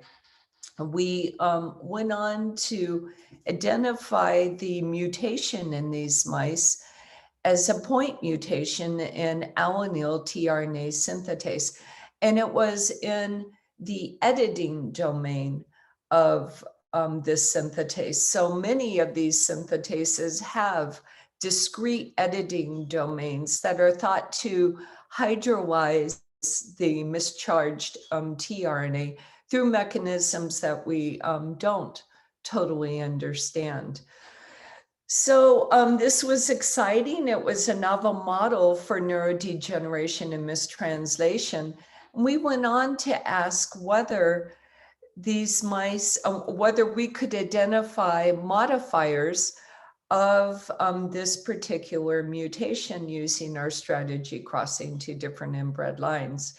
And almost all strains showed the same phenotype as the original strain, which was the C57 Black 6J strain, a commonly used strain, where there was extensive Purkinje cell loss.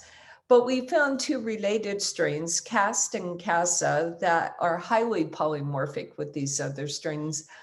These are CAST and CASA are Asian-derived inbred lines. And we could work then to find the modifier that largely rescued Purkinje cell survival, even when mice were aged to 2 years. And it also rescued the ubiquitinated protein aggregates. And I'm going to skip all of the genetics, the cell biology, the biochemistry, and just cut to the chase here that the gene that was the modifier is ankyrin repeat domain protein 16. And this was a gene with typical of many that we come across that had absolutely no known function. I don't think many of you were chosen to work on it because it's a series of just 9 ankyrin motifs that are characterized as protein interaction motifs, helix, loop helix structure. And in most strains, there's an intronic mutation that leads to lower levels of NKRD16. CAS and CASA have wild type levels of this gene. So we could show that NKRD16 bound specifically to the alanine tRNA synthetase protein. And excitingly, it acted as a sponge, if you will. It can directly accept via these 3 lysines here, misactivated amino acids that, in this case, alanine tRNA synthetase can misactivate serine. And this reactive adenylate then is transferred directly onto these lysines, thus keeping the misactivated serine from being charged onto alanine tRNA and then being misincorporated into proteins. So one problem that I think is true of almost all diseases, and certainly true in neurodegeneration, is this concept that we have mutations and very broadly expressed genes that lead to a very specific phenotype. And in this case, only Purkinje cells and sticky developed these misaggregated or misfolded aggregates and went on to die. But of course, alanine tRNA synthetase, it's only in 1 copy. It's necessary for life. It's in every cell. So why the specificity of phenotype? We wondered if this might be due to the modifier gene itself. So by immunostaining for NKRD16, we could see broad expression throughout the entire brain, and it's in all cells. But if we look closely, it looks like it's at much lower levels here in Purkinje cells. And so then, when you have this additional intronic mutation that reduces levels, levels will go quite low, leaving a hypothesis that Purkinje cells, because of the low levels of NKRD16, are precariously situated to deal with mistranslation. So if this hypothesis was true, we reasoned if we made a null mutation in NKRD16, remembering that Black6J has a hypomorphic mutation, and then crossed it to sticky mice, we would see protein aggregates in additional areas of the brain. And I'm just showing you one cross that we did. Here, this is with chem kinase 2 Cre. We deleted the, completely deleted NKRD16 from the cortex and hippocampus. And this does indeed lead to protein aggregates. Here I'm showing you in CA1 of the hippocampus. And even more excitingly to us, it leads to a really clear, significant progression of neurodegeneration. Here in the double mutants, by 3 months and then 7 months, you can see that basically, or virtually all CA1 pyramidal cells are dying, and they're not affected at all in sticky mice or the NKRD16 mutant by itself. So here I've shown you that using this modifier strategy, we could find a new co-editing factor for tRNA synthetases. And this was novel. Prior to this, everybody thought that the proteins themselves, the synthetases themselves, did all of the work via this editing domain.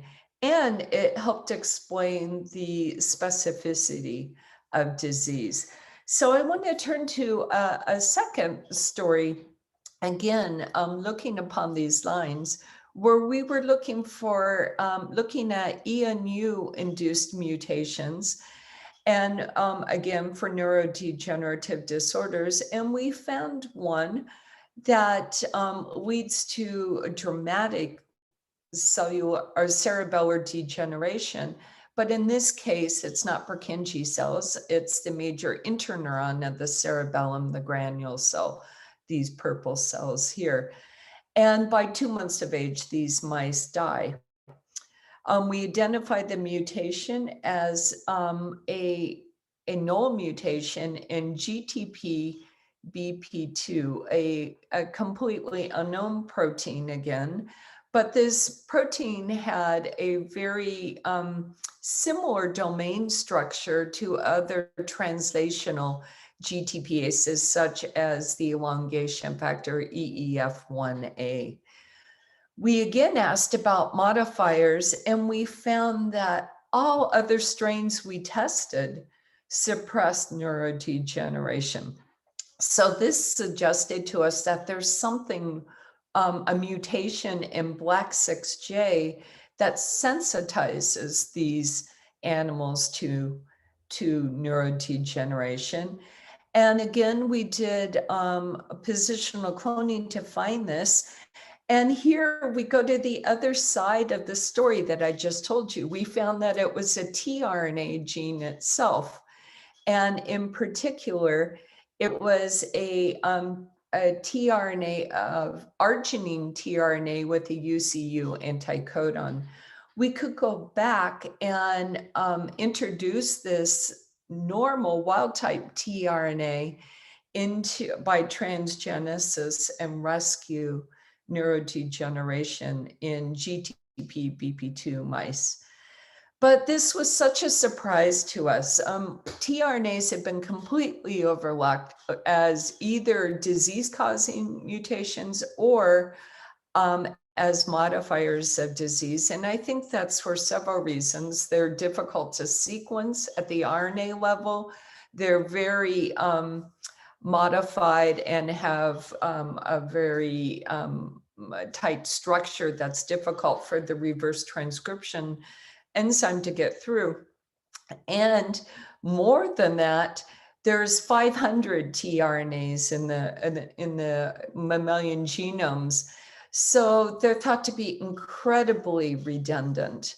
So even if you were to investigate these, most reads won't even map uniquely.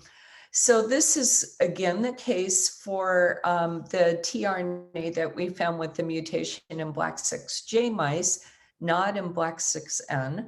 And it's a member of a 5-gene family, all of which encode arginine UCU tRNAs. And this is the one we found, NTR20. So why would a mutation in a gene family where there's 5 members have any effect, even if it's epistatic to another mutation?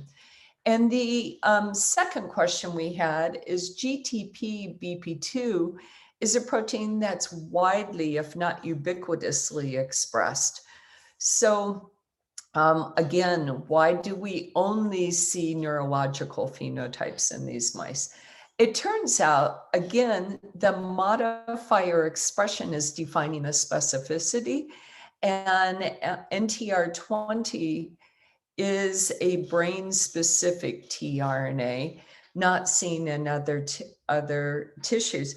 In addition to that, it comprises within the brain a very large proportion of the total pool of AGA arginine UCU tRNAs at about 70%. So combining all of this data with a lot of ribosome profiling genomic studies that we did on the cerebellum of wild type and mutant animals, we came up with a model that suggested under the and within the Black 6J cerebellum, where there's a mutation, again, a hypomorphic mutation in this tRNA, this will lead to transient pausing at AGA codons during translation elongation.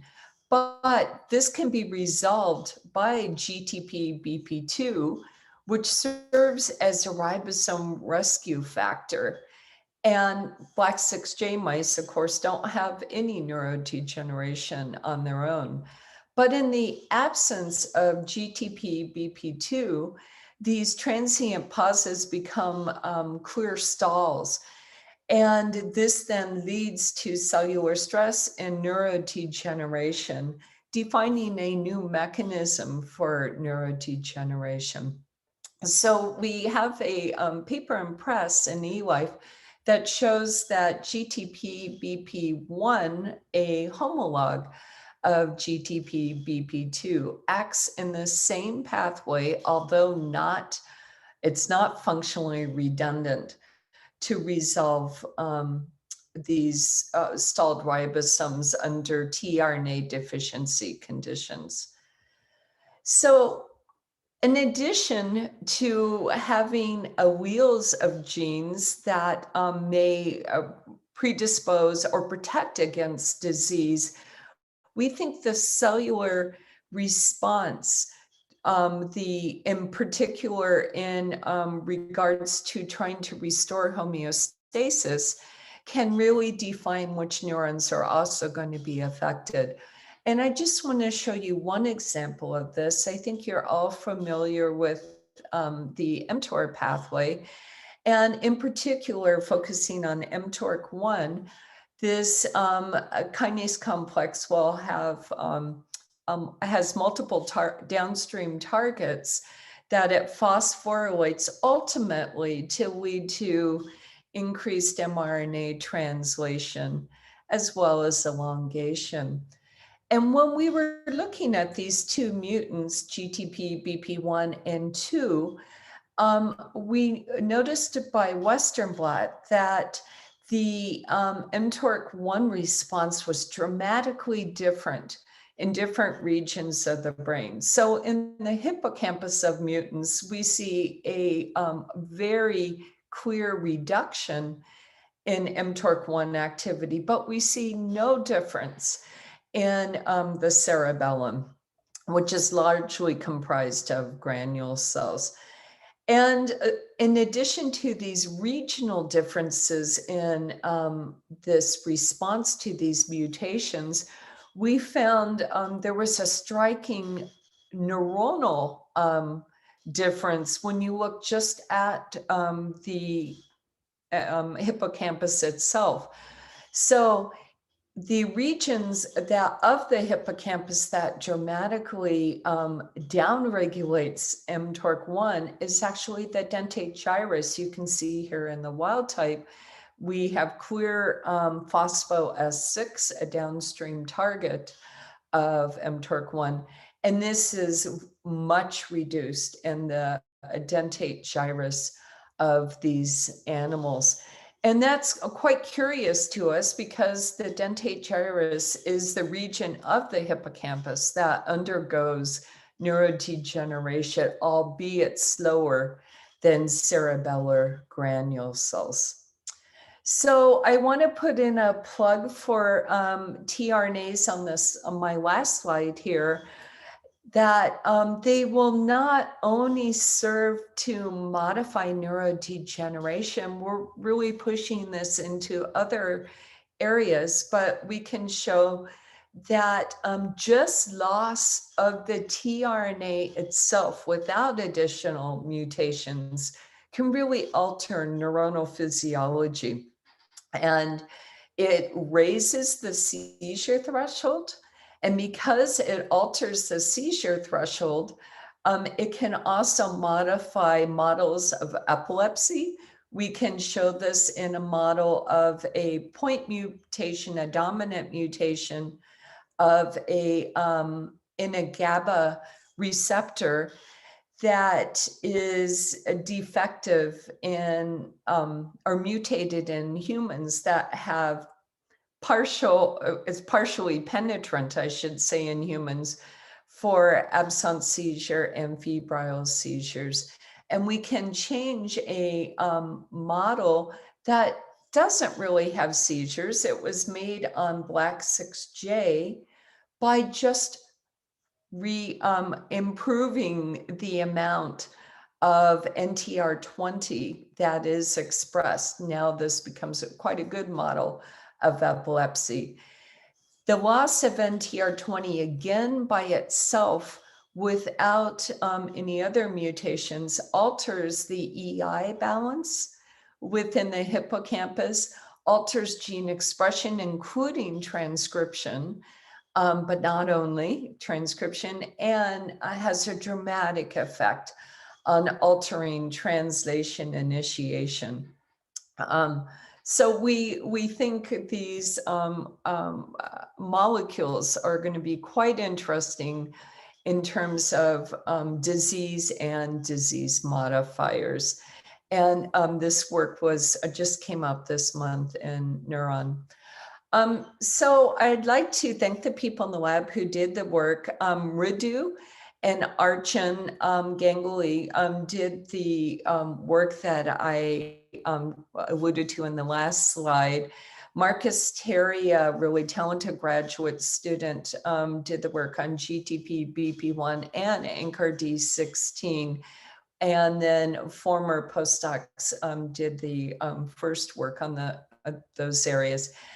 I'd like to thank my collaborators, and here is a picture of beautiful La Jolla, and I'd be happy to take questions if there's time. Thank you. Awesome. Thank you so much, Dr. Ackerman. That was really great. We have actually two questions that are from Peter Todd. The first is, he's wondering if you see similar effects if you target other relatively brain-specific tRNAs with your GTBP1 or 2 effects. Yeah, that's a great question. So what we're doing actually is we've made a mouse that we can now go through, because you can't sequence tRNAs very reliably. There are some ways to do this, but many of them are identical, so you won't know which gene to really target, right? But they're identical, but they have different expression. So we now have a epitope tagged Pol3 mouse that is conditional, and we can go through and look at all of the different tRNAs, and we are seeing big changes in terms of what neurons express what tRNAs, but we still haven't gone on to look at liver and other areas to see if they're neuron specific. So that is work undergoing. What we have done is asked, is ribosome stalling only a neuron problem, right? Or can it be involved in other tissues? And so we've targeted now 8 different tRNAs, and some of them are highly expressed in other tissues, and crossed it to GTP-BP2 to ask, what's the phenotype going to be? And we have a fantastic model on the first one, a pancytopenia, and it looks like it's a loss of hematopoietic stem cells. So again, that doesn't happen in either mutation alone. So it's epistatically interacting. Awesome. Thank you. His second question is, as there are many tRNA synthetase genes implicated in CMT hereditary neuropathies, have you looked at whether there are modifier genes in these conditions that might explain their selective dysfunction in biology? Right. You know, we have have avoided those synthetases because they're largely, this is going to show that I will just say they're largely dominant mutations, so they're gain of function. And I really like trying to get at mechanism. It's really hard with dominant mutations, although it's super important. So we haven't done that, but it wouldn't surprise me at all. And I do know at least one lab that has shown different backgrounds in mice change the phenotype. Awesome, thank you so much. And again, if anyone has further questions, please feel free to reach out to Dr. Ackerman over email. All right, so it looks like our next speaker is up, Dr. Peter Tessier. I'm very excited to introduce him today. He's an Albert M. Maddox Endowed Professor at University of Michigan and the Departments of Pharmaceutical Sciences, Chemical Engineering, and Biomedical Engineering at the Biointerfaces Institute. He received his PhD in Chemical Engineering from the University of Delaware, and he worked in Dr. Susan Lindquist's lab at the Whitehead Institute for Biomedical Research as an American Cancer Society, postdoctoral fellow. He then became an assistant professor at Rensselaer Polytechnic Institute, where he obtained tenure and became a professor. And in 2017, he joined the University of Michigan. He's an American Institute for Medical and Biological Engineering Fellow, and he's received numerous Young Investigator Awards, including the American Chemical Society Biochemical Technology Division Award, and was a Pew Scholar. So we're looking forward to hearing his talk on engineered anti-amyloid antibodies for imaging and therapeutic applications. And again, please put any questions you might have into the chat. Go ahead, Peter. Thanks so much. Can you guys hear me okay? Yep. Perfect. All right. Well, what a pleasure to be part of this terrific symposium. I'm a huge fan of the PFD. I think that in moving here to Michigan, the environment that Hank and Andy and all the others have created it's the way research should be done, and it's just really terrific. I give a shout out to Hub 4, Bing and Jeff, the best hub. So thanks guys for all that you do. And I want to talk today about antibodies from a therapeutic perspective. And as many of us know, most of the best-selling drugs today are monoclonal antibodies. And we could think for a minute about why that is. So I think it becomes clear why when we start to think about the properties of antibodies. So from a drug perspective, they have many of the properties you desire, things like high affinity and high specificity for their target. These are naturally bifunctional molecules, so of course you can recruit the immune system, you have recycling mechanisms that have very long half-lives, and so on. Now, for those of us that are involved in antibody drug development, one of the things that you realize is that lead molecules almost always have to be engineered in some way. That might be humanization, it might be affinity maturation, might be modulation of effector function, or so on. But therein lies a problem and a complication that these properties are highly interconnected. So the problem that we often face in antibody drug development is this one, that as we seek to try to improve one property, for example, something like affinity, it's very easy to compromise other properties like specificity. I often like to think of a simple design problem like designing a chair. I think many of us would understand that if we desired to design a chair that was very strong, we'd realize that we'd often have to allow for the fact it's going to be heavier. And so there's a natural trade-off between strength and weight. And what we see is these trade-offs are all over the place in antibody drug development. Now, nevertheless, we seek to try to make what we call drug-like molecules. So not just any antibodies, but antibodies that would have an increased likelihood of success in the clinic that would be similar to those molecules that have already succeeded in the clinic.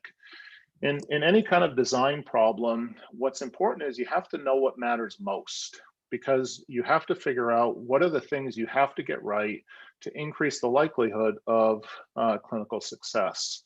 And interestingly, a few years ago, an antibody drug development company went through and looked at all of the antibody drugs that were approved along with those that had failed in clinical trials or were still in clinical development, and measured a series of biophysical properties and asked which ones were better or indicative of improved drugs, again, compared to those that had failed or still in development. This is just a statistical analysis to show which ones were most predictive. It could have been that approved drugs, for example, are more stably folded than those in clinical development. Turned out not to be the case. It could have been those drugs that say are less hydrophobic would be more successful. Turned out not to be the case. Could have been those drugs that are less aggregation prone, have a higher likelihood of success. Turned out not to be the case. And strangely and interestingly, the only thing that was really indicative of improved drugs is just that they're more specific and they have lower levels of off-target binding or non-specific binding.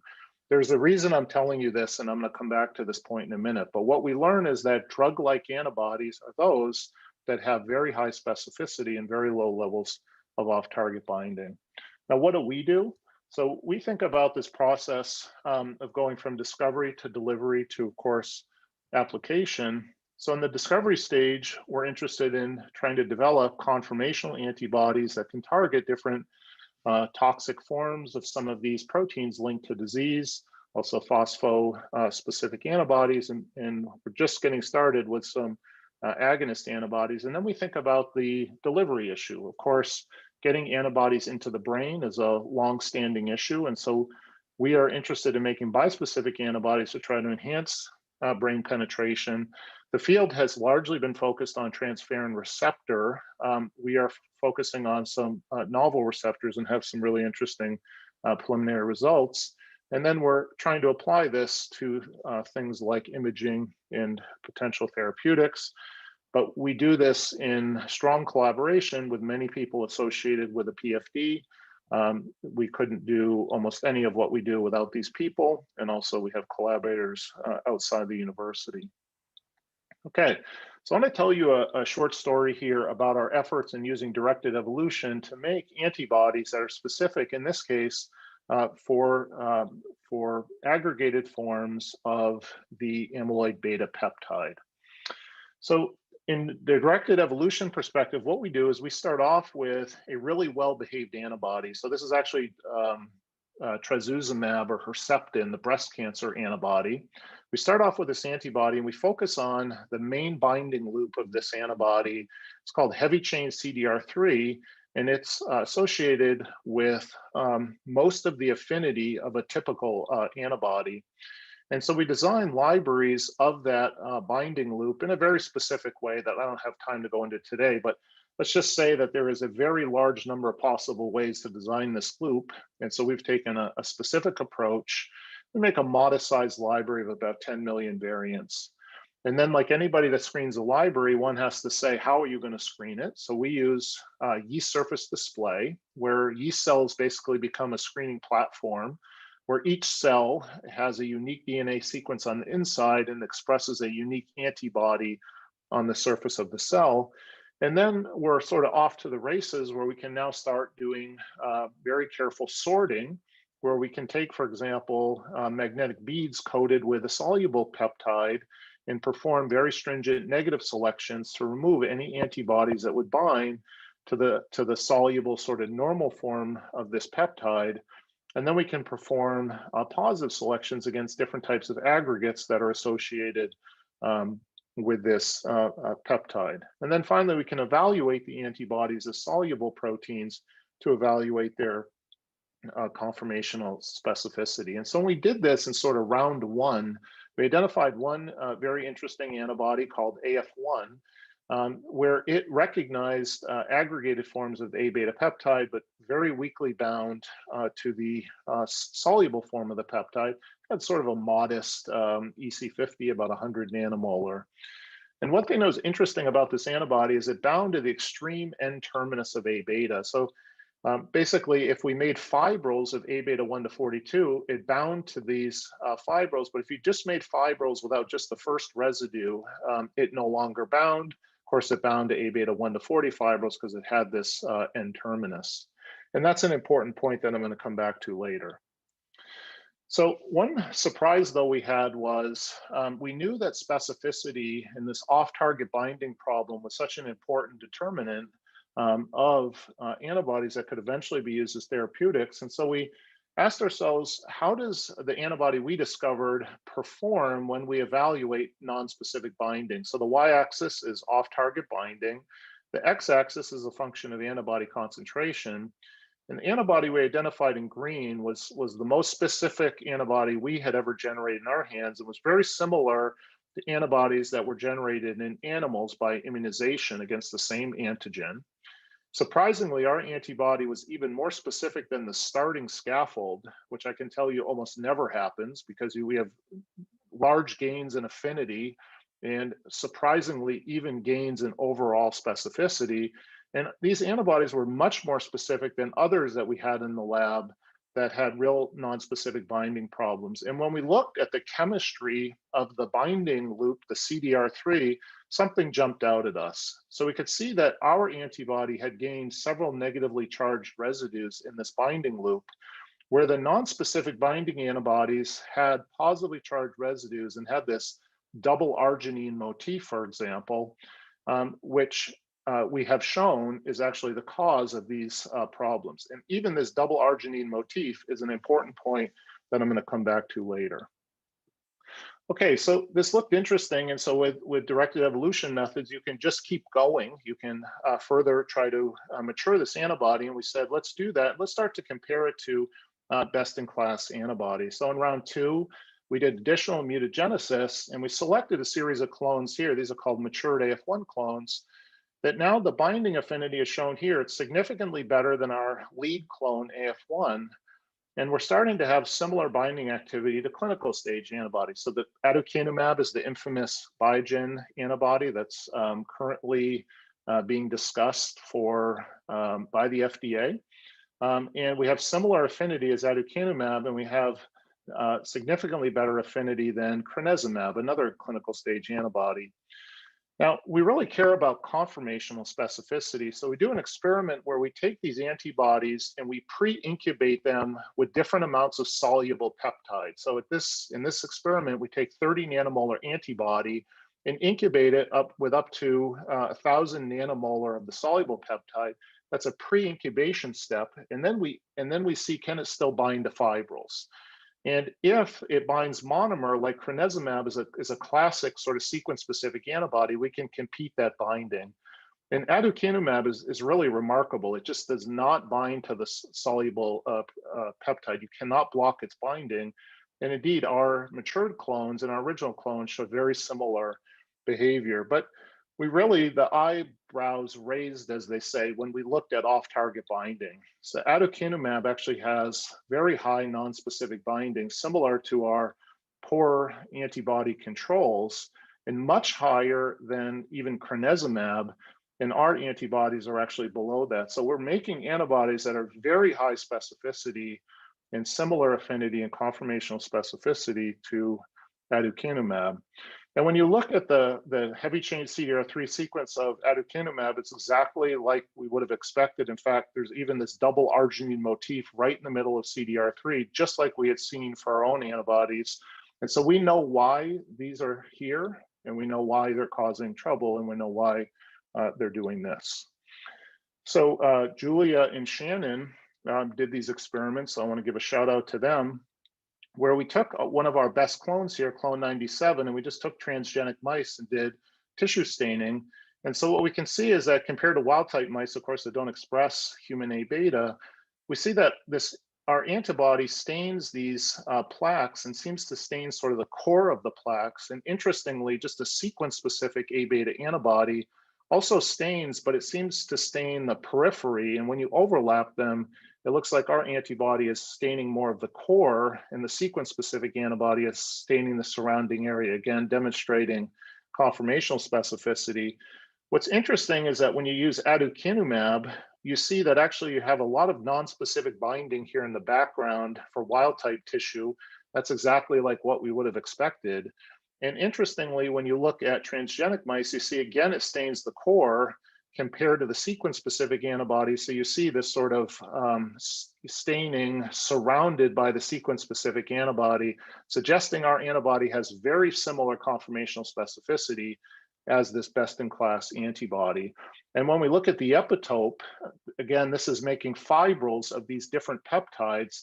Once you take away the first few residues, so by the time you've taken away the first 3 residues and made fibrils out of 4 to 42, you can see that our antibodies and aducanumab lose binding, suggesting that, again, our antibodies are binding to a similar location as aducanumab. And crenezumab binds sort of in the middle region, and so it binds all of these peptides. Okay, so again, with directed evolution, there's no reason to stop. And I have a very ambitious graduate student, Alec Doucet, who does this work. And he went on and took one of our best clones and further affinity matured it. And now we have an antibody that has even higher affinity than aducanumab. And when we check the conformational specificity, again, this 97A3 has very high conformational specificity. We can't compete its binding with a monomer. And when we look at nonspecific binding, again, this is low. We see that there is some increase in nonspecific binding, this classic trade-off between affinity and specificity, but it's much lower than what we see for aducanumab. Now, if you're still with me and you haven't fallen asleep here, you could say, yeah, but who cares? All right, well, thanks for asking. So the who cares for a minute. First of all, if we think about aducanumab, it's a very controversial antibody. It reminds me of Democrat versus Republican. If you have an opinion about aducanumab, it's usually very strong on one side or the other.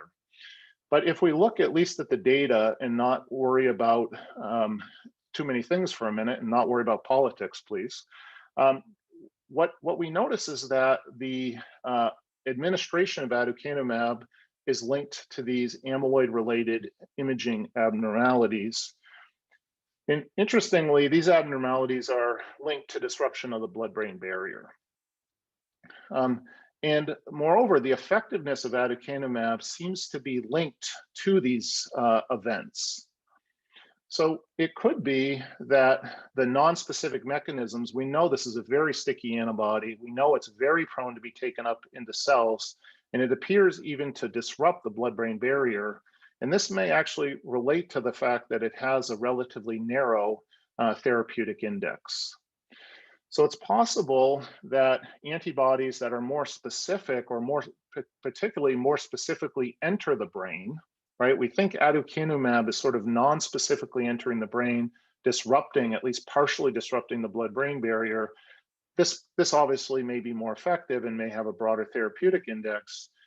And therefore, bispecific antibodies that could combine very specific targeting antibodies like the ones we've generated that have aducanumab-like conformational specificity, but can enter without disrupting the blood-brain barrier through sort of receptor-mediated transcytosis, this could be a path forward.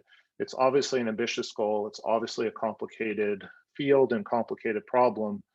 And so just to wrap up, where are we going? So where we're going is really highlighted in these blue areas. Again, the current focus of our lab. We have some really interesting results here. For those of you that are interested, you could reach out and I'd be happy to discuss. And so finally, I just want to thank the students and postdocs that did the work, thank our funding sources, and thank you for your attention. Awesome. Thank you so much for your talk. I have a question for you, but I'm just going to email you because we're okay. a bit over on time and I don't see any others in the chat right now. So thank you very much. And I think now we have a closing statement. Yeah, hi. Can you guys see me okay? Hear me? Great. Okay. Yeah, so I get to deliver the closing statement. I like that. Yeah, first I want to thank all of you for participating today and helping make this symposium really a fantastic success. We had upwards of 200 registrants for today's meeting, which really, I think, reflects the broad interest in PFD across campus. I want to thank the presenters for a really fantastic set of talks, particularly our two keynote speakers, Susan Ackerman and Luke Wiseman, but also thanks to the U of M faculty who presented, Lois Wiseman, Ryan Baldridge, Peter Tessier. These were all really great talks, and I encourage you guys to read the participants to reach out to all of these presenters with questions, since we are not able to have that in-person discussion that's so enjoyable. Congratulations again to the poster winners. If you haven't had time yet to view the posters, I really encourage you to do so. And lastly, thanks again to the Symposium Organizing Committee and to Kathy Nemec for really outstanding administrative support. So we look forward to seeing all of you at our virtual seminars this academic year, and fingers crossed, seeing you in person at next year's symposia. So everyone enjoy the rest of the afternoon, and thanks for being here. Take care.